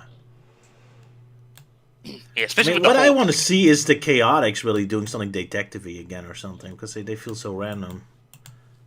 There's so much you can do with them, but they just don't. Yeah, I mean, obviously, at least with like Sonic Heroes, at least their missions were all based on like doing all these certain random tasks that doesn't just simply involve going to the end. It's like get 100 rings, find the missing shells, look for all these seashells. Being like actual detective sort of thing, like having to look and find all this sort of stuff. It would be so cool if the Chaotix are like a bonus, like alternative gameplay mode where you play as them, you learn more about the story, and like all kinds of details get explained that weren't in the main game. You could do something cool with that. Oh well. But I shouldn't think about that because it just makes me bitter and angry about the future. I don't have much faith in Sonic Team, to be honest. Although, hey, they're trying their best now, asking people about opinions. I guess I should just write it down and send it to Morio, although I doubt he does much with it. But Well, at least the Chaotix actually do detective stuff in the comics, both Archie and IDW. Because I know, like, one of the last Sonic Universe story arcs they did was the whole deal with the Chaotix being sent out to find the missing... Princess Endine from the Meropolis Kingdom, which is like the aquatic civilization on Mobius's new timeline. awesome, looking forward to it. And it'll show up in Fleetway as well, but we'll have to wait for that. So what is your thought, Ewan? Yeah, what's your thought, Ewan? My thoughts on Sonic Avenger free villains, preferably Echidna, Tribe, or otherwise. Yeah, like, do you think the Nocturus clan should be the main villains for Sonic Adventure 3 if that happens? not really sure really, because it's been a long time since I last played like Sonic Chronicles. Because I think the last time I played it was maybe back in basically 11 years ago, I suppose. Would be awesome if they followed up on Sonic Chronicles, but I doubt it. They probably want to act like it never happened. Yeah, with all the lawsuits behind that game, yeah, they definitely want to ignore that game. So now it's just thrown onto the pile of other games that they like to pretend never happened, like Game Gear, Sonic, and... Well, in fact, all the handheld games in general, like DS and Game Boy Advance and everything, yeah.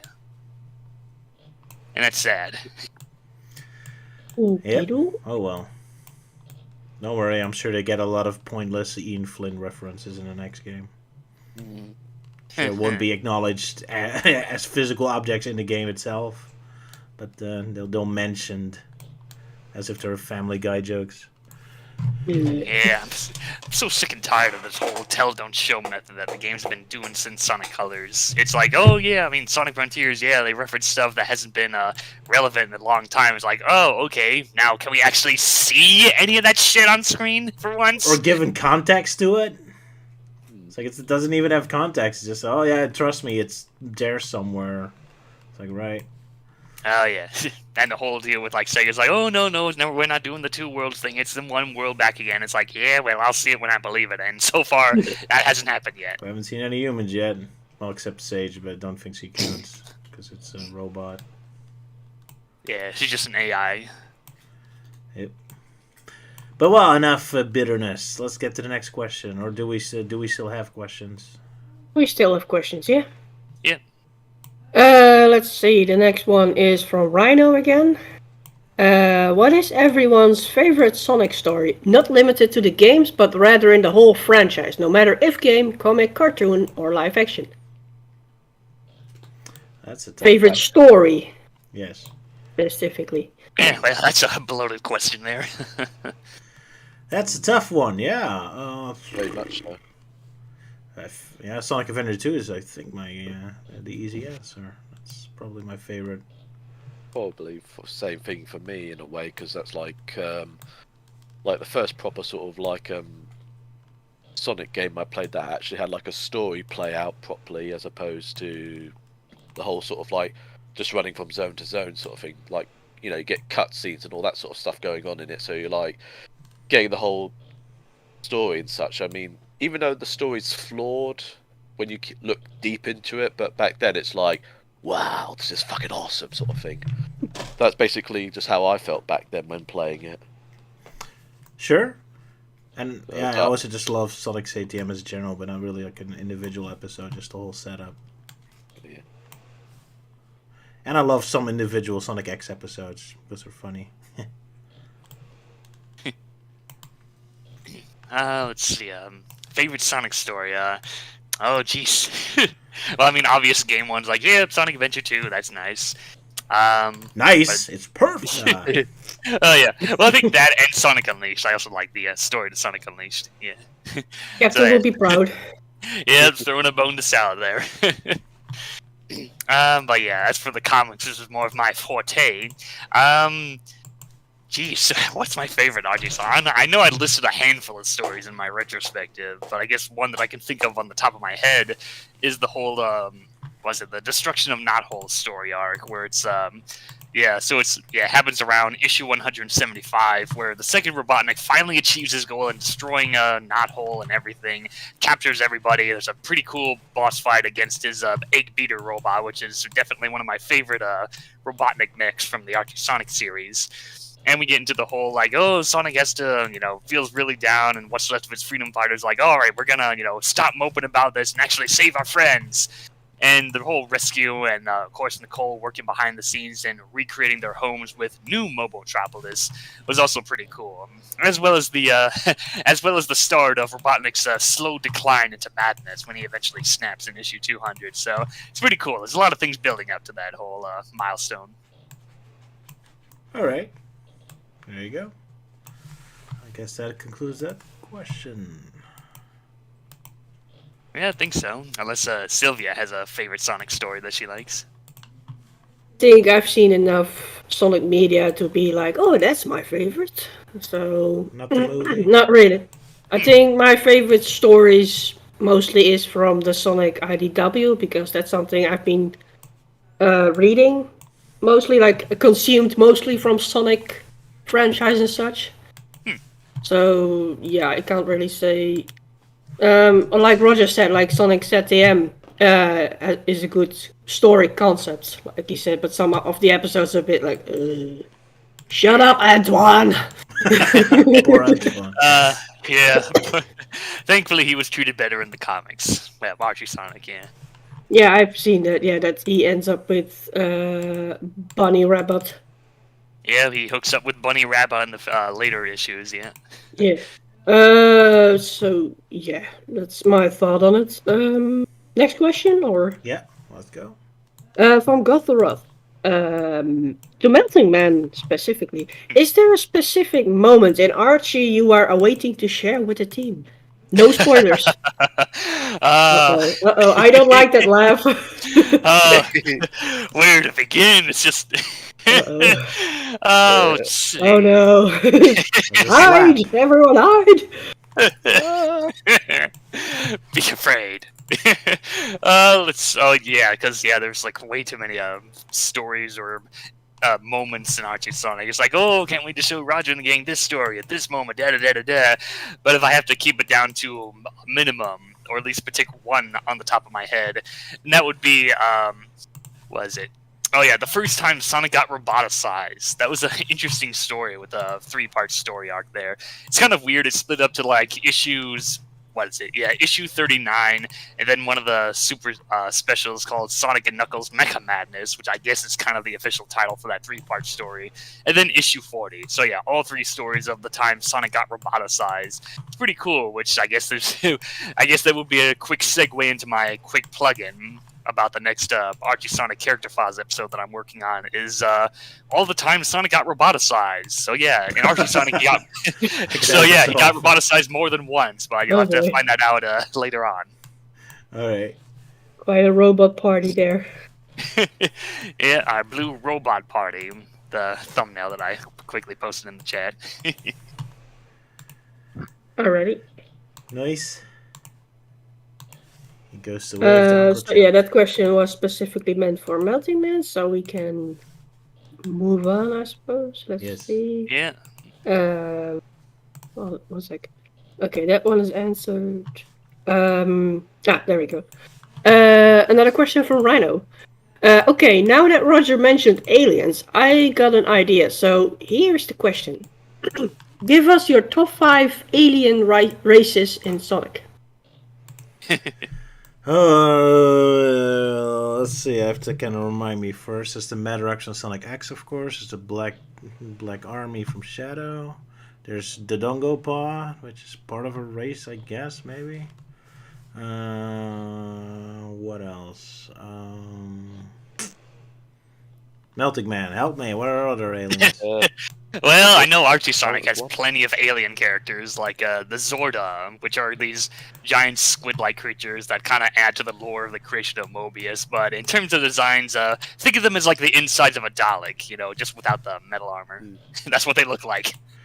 And I guess we had those weird bounty hunters in Sonic the Movie 2 that are aliens, I guess.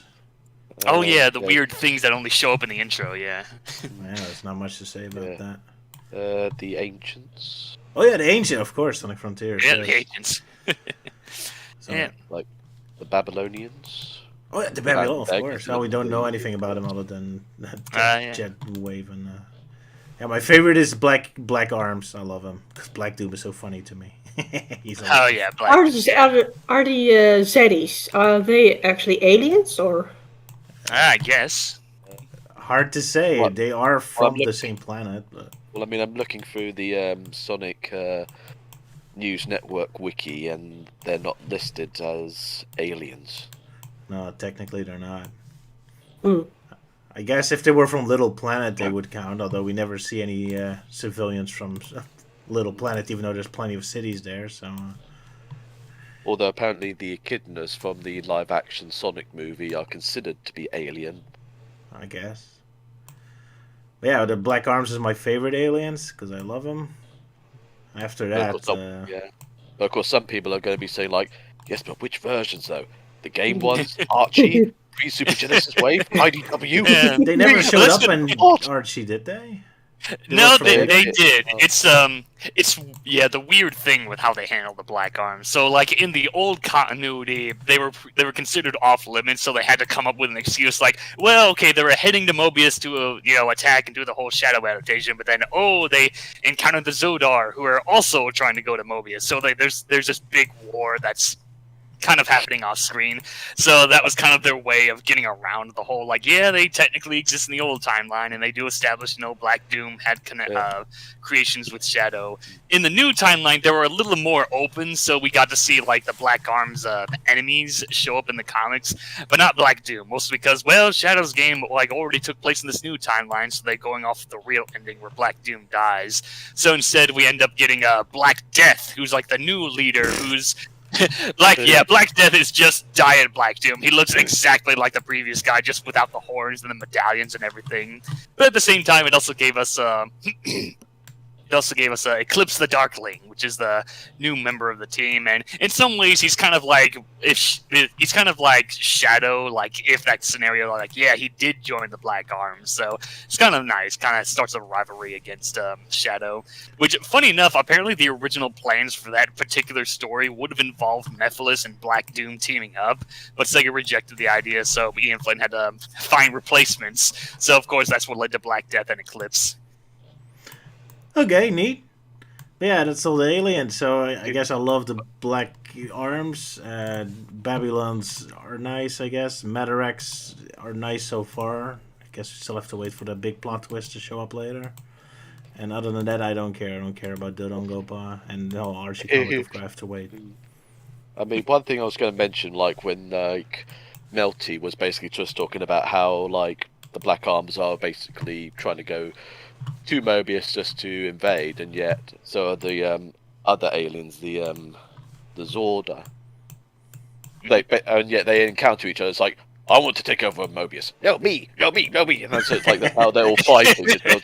It's not like a literal like battle. It's just them literally just saying, I want to invade. No, me, I want to invade. Sort of thing. So they're just literally just arguing at that I point. love that idea that two alien forces come at the same time and start fighting each other. That's awesome. Yeah, that's old canon's Black Arm race in a nutshell.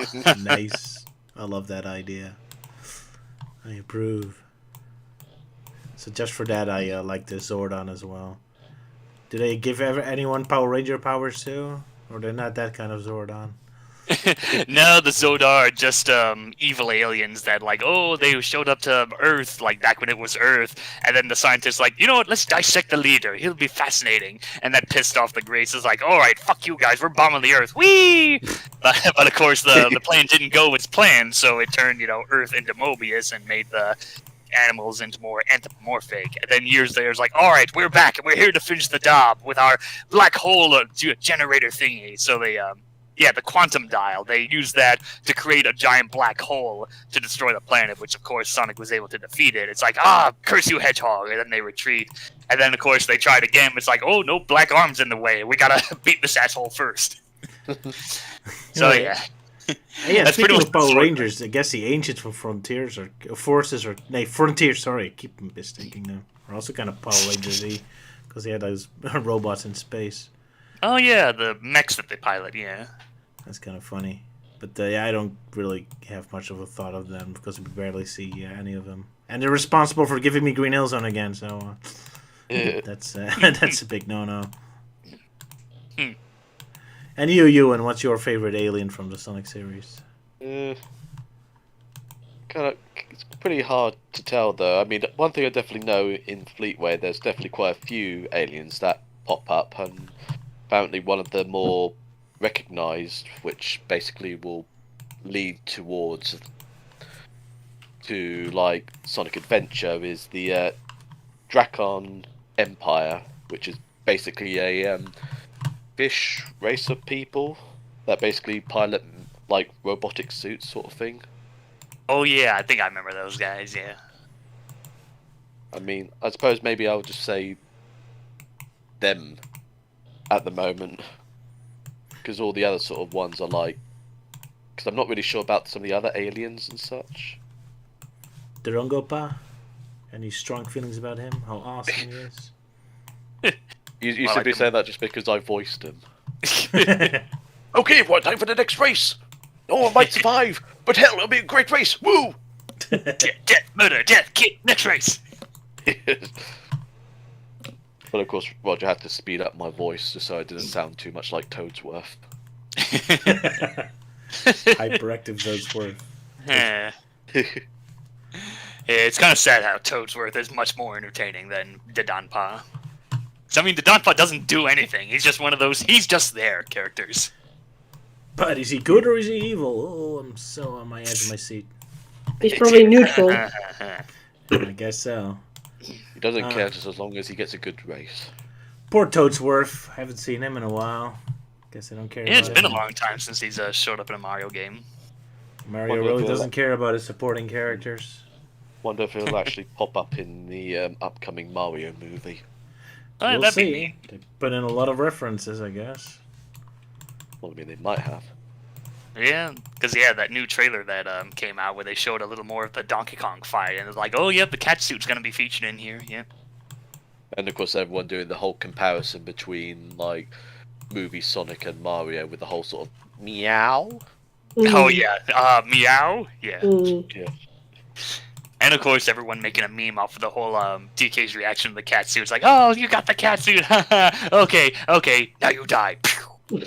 Yeah. I really don't like the movie poster that they released, but I mean, everyone looks interesting and has something going on. Bowser's looking epic, Luigi's looking a bit cheeky, Peach is looking determined, Donkey Kong looks a bit cartoony in the eyes and such, and all the characters are fun, but Mario himself is looking bland as F. Fitting for his voice. Yeah. Yeah, and then even the Toad, there's like in the corner, there's like a Toad looking in the bushes. Even he's more interesting than Mario himself. Let me share it in the chat, hold on. Yeah, it's just like, It's like bland as F. Like, come yeah, on. it's like. So I mean, like, I mean, heck, even if he opened his mouth a bit, that would still be somewhat interesting. Yeah. But he's like, I gotta be like this, all like cool and such. Like, yeah, but that means you're just lost in the sea of other characters that at least look more interesting. Because I mean, hell, even Luigi's like tipping his cap up a lot more than usual. More than usual? Look, gasp. I love the use of color in this movie. Yeah, it's really awesome. Yeah. It's very colorful, yeah. Not just colorful, but good colors. Like nice. Not like punch you in the head, the primary colors. But... Nice blend. Yeah. Blending, yeah. And of course, Bowser looking evil, like, I'm gonna destroy you, Mario. Yeah, with Jack Black! Yeah, voiced by Jack Black. Woo! Yeah, I was a bit like weirded out, like, wait, Jack Black's voicing Bowser? But then the first teaser came out, and you hear his voice doing Bowser. It's like, oh, that's pretty cool. Yeah, they're all doing a good job. Yeah, Except for I mean, Mario. yeah, I mean, that reaction I just left in the chat, that's basically just how I was reacting to hearing all the voice actors that were going to be in the movie. I'm like, what? Oh man, Yeah. that image looks familiar. It's like one of the more older Gary's Mod videos. Yeah, I think it's the one of it being Heavy's birthday. Oh yeah, that one. That was such a classic for me. Well, I hope I won't have to look like that on my birthday. What the hell is this shit? It is so tiny. Do we have more drawing requests? Oh yeah, there was, let's see, what was that one? I think there was one from Godfroth. Yeah, he actually had two. The one is not really official, but he's saying like, you know what? Screw it. Let's request Roger to draw Luke meeting Carmen, my OC. I don't know who Carmen is. So... The one who crushed him in Sonic Forces and Minutes 4. Oh, the giant giraffe lady, yeah. Yeah, Guess let's just continue on that. again. And the second one he had was like as if my character was saying it or asking it, like, draw me like your Mobian girls. So I assume like Sylvia being a Mobian character. Well, I mean, isn't your cat character technically like kind of a Mobian-styled girl in some way? And the way how he phrases it, it's like you have to draw her nude because it's based on a Titanic thing. Well, go for it, Yeah. I guess. So yeah, those are two art requests that popped up. Oh boy! All right. Wait, was there another one? Hold on. No, that's it. There are a few more questions. Yeah, there's I see one from Rhino Benka who's basically just saying, Let me, please. Okay, sorry. I want to do this. Why, Sega? Why won't you just re-release the advanced games in the West? Why? There you go. Probably because pixelated looks bad on Scream, so they have to redo the graphics, which is too much work for them, I guess.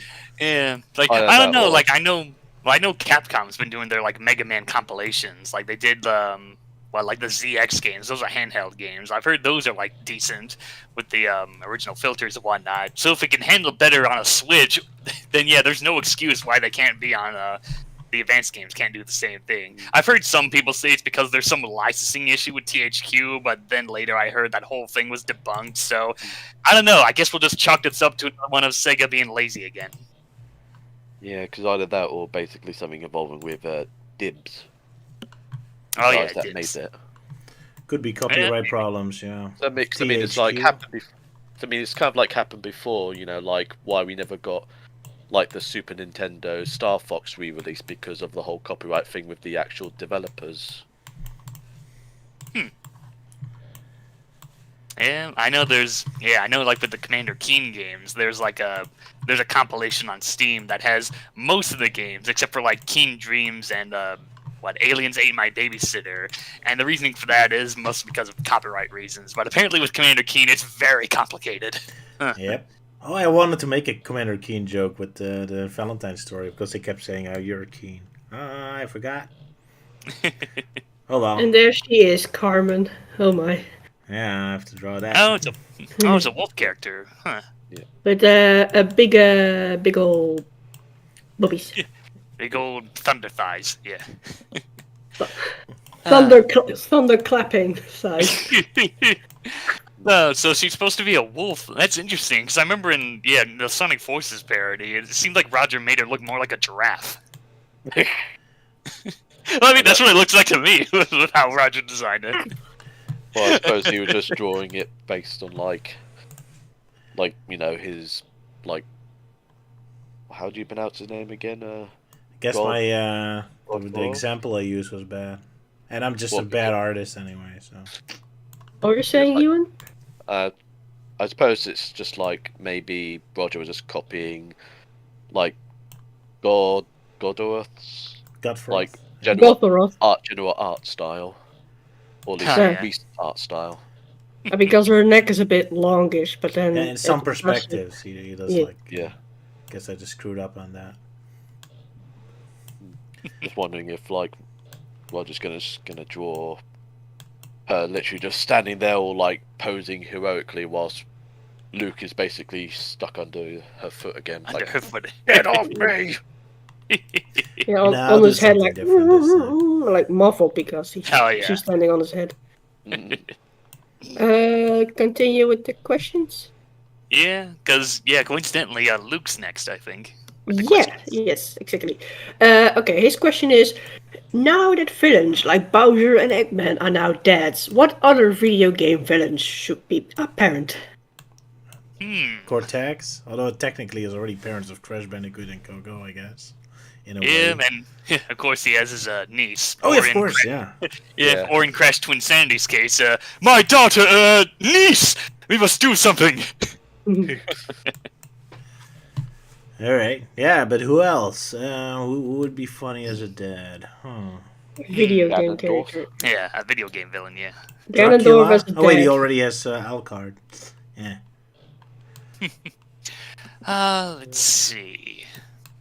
Trying to I'm just looking think. at my games list. I don't know, maybe Spectre from the Ape Escape series. That might be interesting. King K. Rule. Or what was the name? Boss Cass from Tasmanian Tiger. It's like this selfish, annoying bird thing. Having a parent kid would be interesting. Oh, that's a tricky question. It was like, oh, that sounds like an easy question, but then thinking about it, it's like, Yeah. Oh, I thought of one. Ripto from the Spyro the Dragon series. Oh, that yeah, hot that could trying be to be a interesting. father.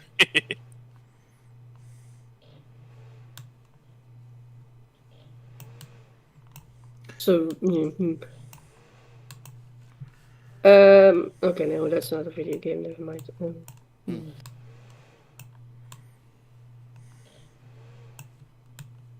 Maybe you guys could get back to that question later on or something. Like, Oh, we give it gave some a time to couple, think I about it. guess, but yeah. hmm Immediately get big ideas. A question. Oh, here's another question from Thomas Proctor, if I'm saying it correctly. Question: which Sonic character do you like, but the rest of the fandom dislikes or doesn't care for? Any piece of media is alright. Well, that's an easy one for melting, man. Yeah, anyone from Archie Sonic. Well, it's geez, trying to think of one character that I like, but the fandom dislikes. geez, it's gonna be hard because I mean, besides the obvious, oh, Archie Sonic, because no one reads the comics, but it's more serious take. I'd have to think on that for a minute. My answer would be just humans, because humans always get a bad rap. I find them hilarious. But except for Chris Thorndyke, I love them all. Poor human race. I guess that explains why Robotnik has become an endangered species in the Sonic games now. Pretty much. Especially everyone involved with Gun. They're always my favorites. I love Gun. Ewan? Pretty hard to know, really, what character I like but everyone else hates. Does Eddie, Yeah. maybe? Chris Thorndyke? Are you a big Chris Thorndyke fan?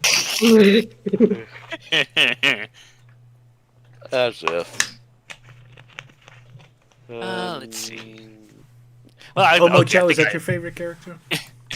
Okay, I think I thought of one for me that would work, and that would be what is it? So that would be specifically Mutsky or Ben Mutsky from Archie Sonic's new timeline. I don't really see that many people liking that version, but it's like, I don't know, I think he's fine. He kind of looks adorable. I would have liked to see him be more like, feature more stories of him of the days when he was an apprentice to Uncle Chuck, but of course, sadly, that never happened with how short-lived the new timeline was. So yeah, new Kanan Mutsky is my character that I like, but everyone hates. All right. There we go.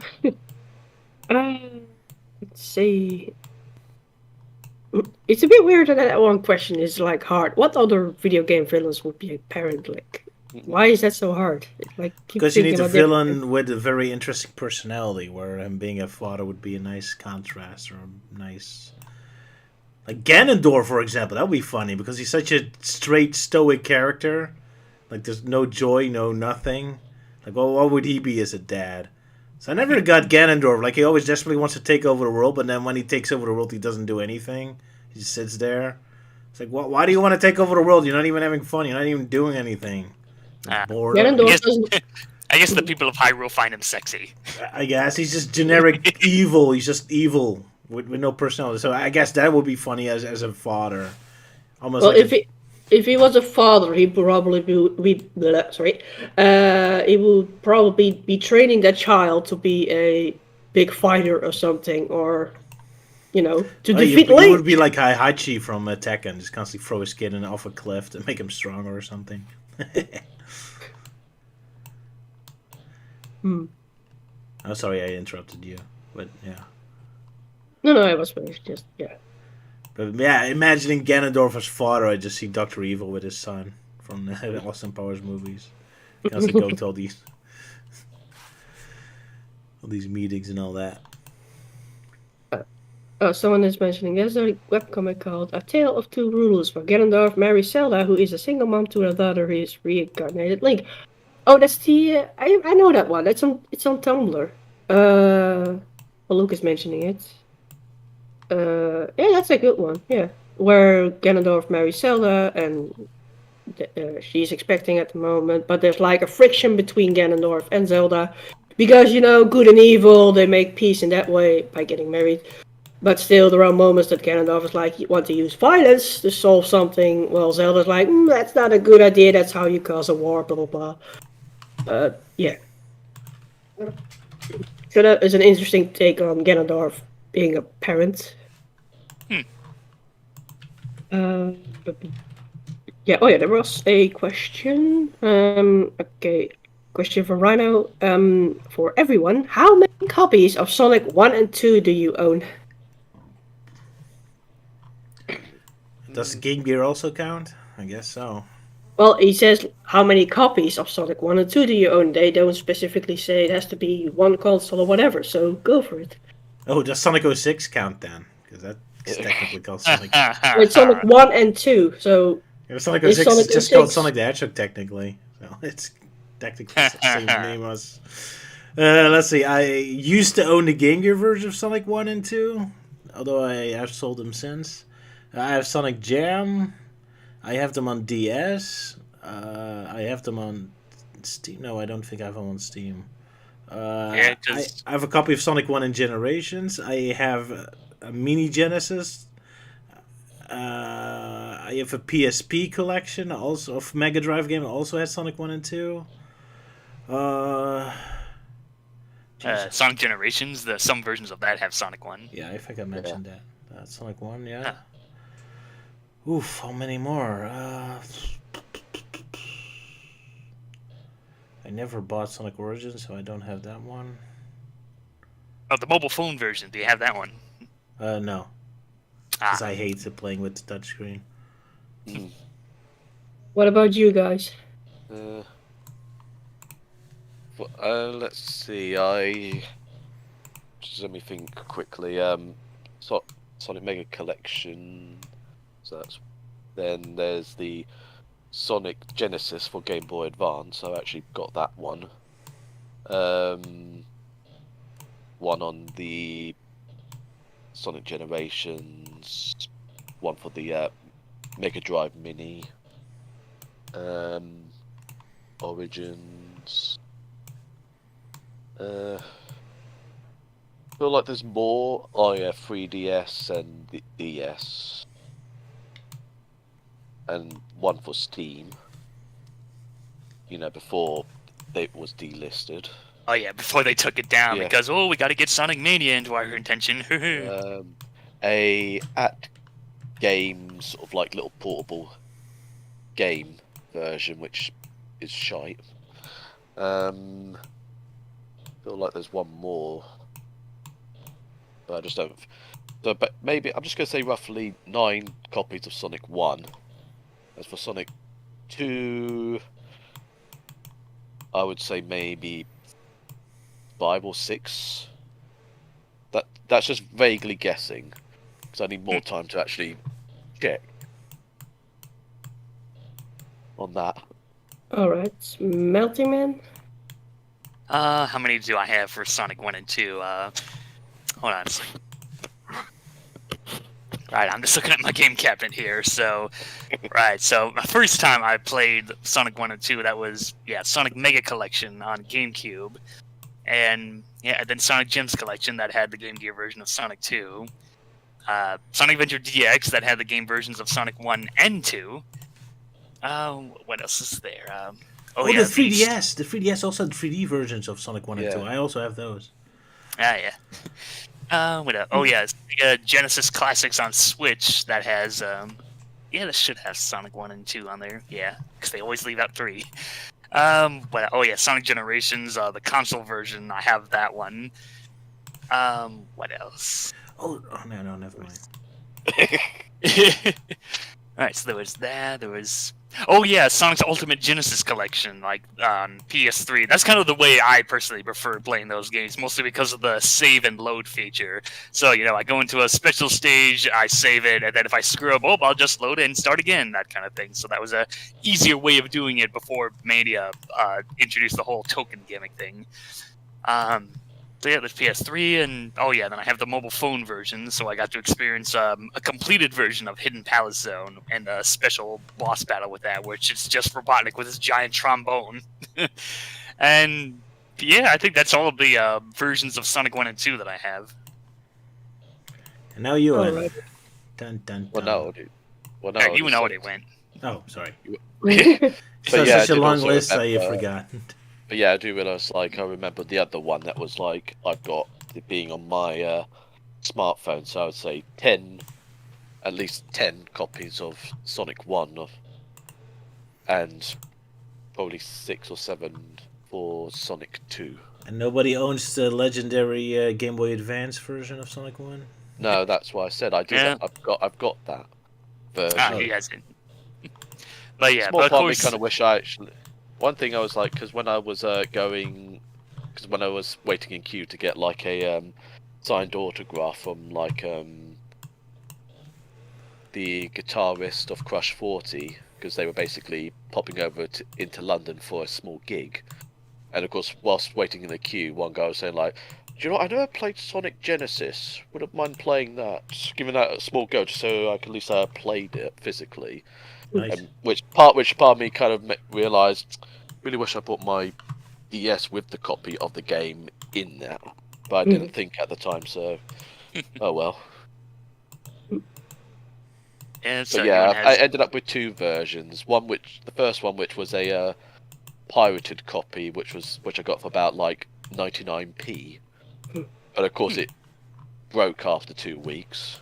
Oh. And then when we went in 2008, when me and the parents went to America, we stopped over at Walmart and they had the the game in stock. So I said, "Oh, can I have that game, please?" And they were like, "Fair enough," and they just got it for me because they obviously had no idea that it was that bad.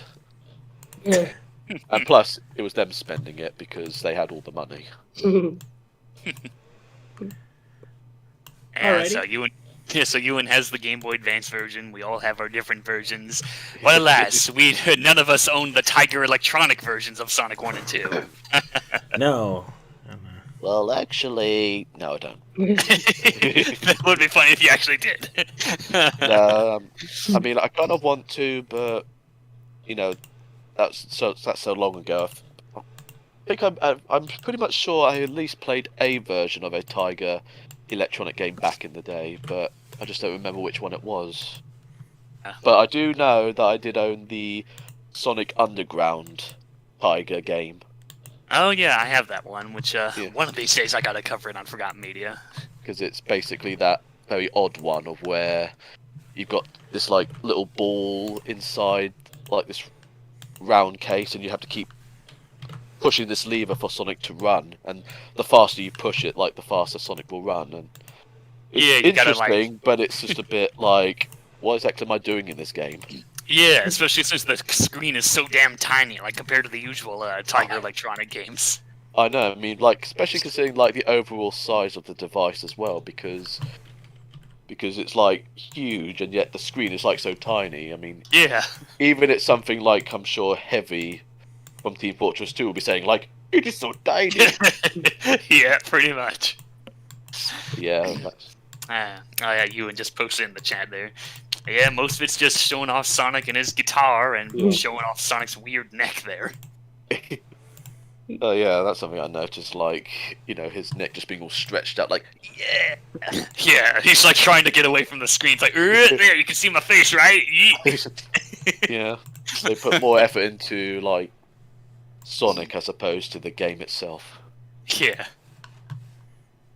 And especially with how to get the marble like running up, like I don't think it affects anything, but the way to get the effect working is I think you have to have the thing like laying down flat, because if you're like holding it upright, then the marble won't go up.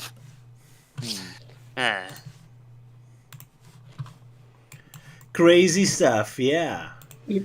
I don't have it. That's all the questions, but there were 2 people who did a suggestion about video game dads. One being M. Bison is a dad.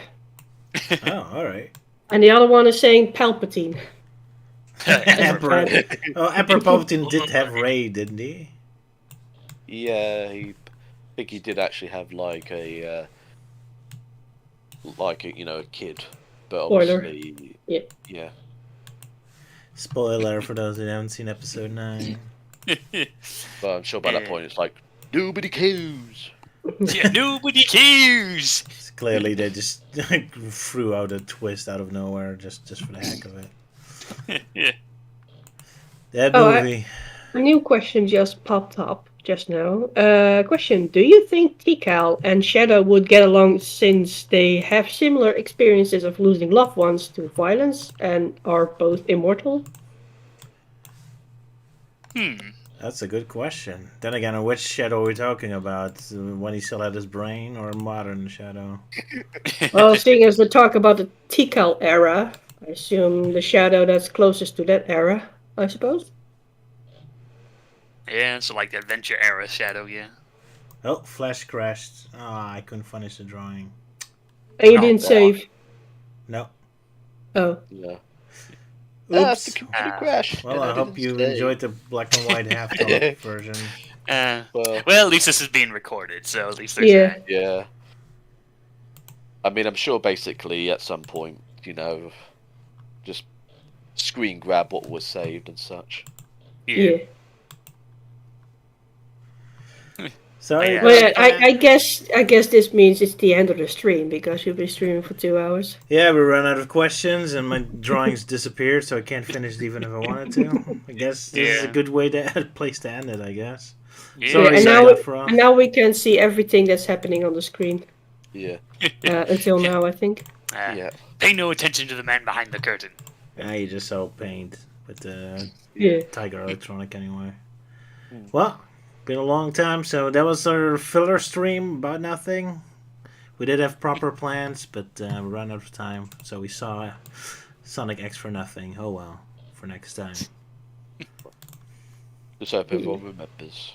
Oh, we got one more question, but Right, very quickly. it's like the very last question. After this, it's like completely stop. One more question. What franchise that Sonic references do you like the most? Like Star Wars, Dragon Ball, Evangelion, etc. Star Wars, probably. Also, a thank you to Shadow Tamer for the $10 Hey. Oh, nice. Thank you. Yeah. with the message "Flash Crash Sad Face." Yeah. Yeah. But it's just funny, like, with how it crashed, it's just like, this is like a first-hand experience of, like, all the times Flash crashed on Roger back in the early days. Like, my computer crashed, and I didn't save. Yep, I never learned my lesson. But yeah, the question Oh, yeah. was it answered? Yeah, I know Roger answered it. Yeah. No, I One forgot. of But we never answered the question before that. Oh, what franchise Sonic references would you like the most? Yeah, What Star Wars franchise that Sonic references do you like the most? Yeah. Star Wars for me. Not a big fan of Dragon Ball. I mean, I like the original Dragon Ball manga. When it was comedic, when it got serious, it's a little too slow paced for me. What about you guys? For me, I guess, yeah, Star Wars is kind of interesting, especially in the Archie Sonic universe when Penders really got into his Star Wars fandom, like portraying having Knuckles' stepfather wearing Darth Vader's attire, or when Nick the Weasel having her Bounty 1 flying ship, which is obviously the Millennium Falcon. But other than that, I guess another reference I liked from Sonic was it was from IDW Sonic. It's one of the more recent ones, or Scrapnik Island, and it's kind of a surprise, but they basically do a reference to Super Mario Brothers Z with a certain line that Mecha Sonic says. All right. Oh, yeah, that one. Yeah. But yeah, I mean, one thing I suppose it's also like Star Wars for me as well, because of like the Death Egg, which, I mean, from what we've been shown from Fleet, it's like, like a literal keeping up to its name, like in that comic, as opposed to, say, Archie and perhaps even the actual video games, where, it's more of a flying, just like a flying egg of stuff. Oh, yeah. Admittingly, I was contemplating maybe doing like a homage of that for like the stream today with like, Vector and like Vanilla and such. Yeah, that would be In interesting. Yeah, Vector, you're my only hope. Yeah. Well, there you go then. Plenty of stuff to do.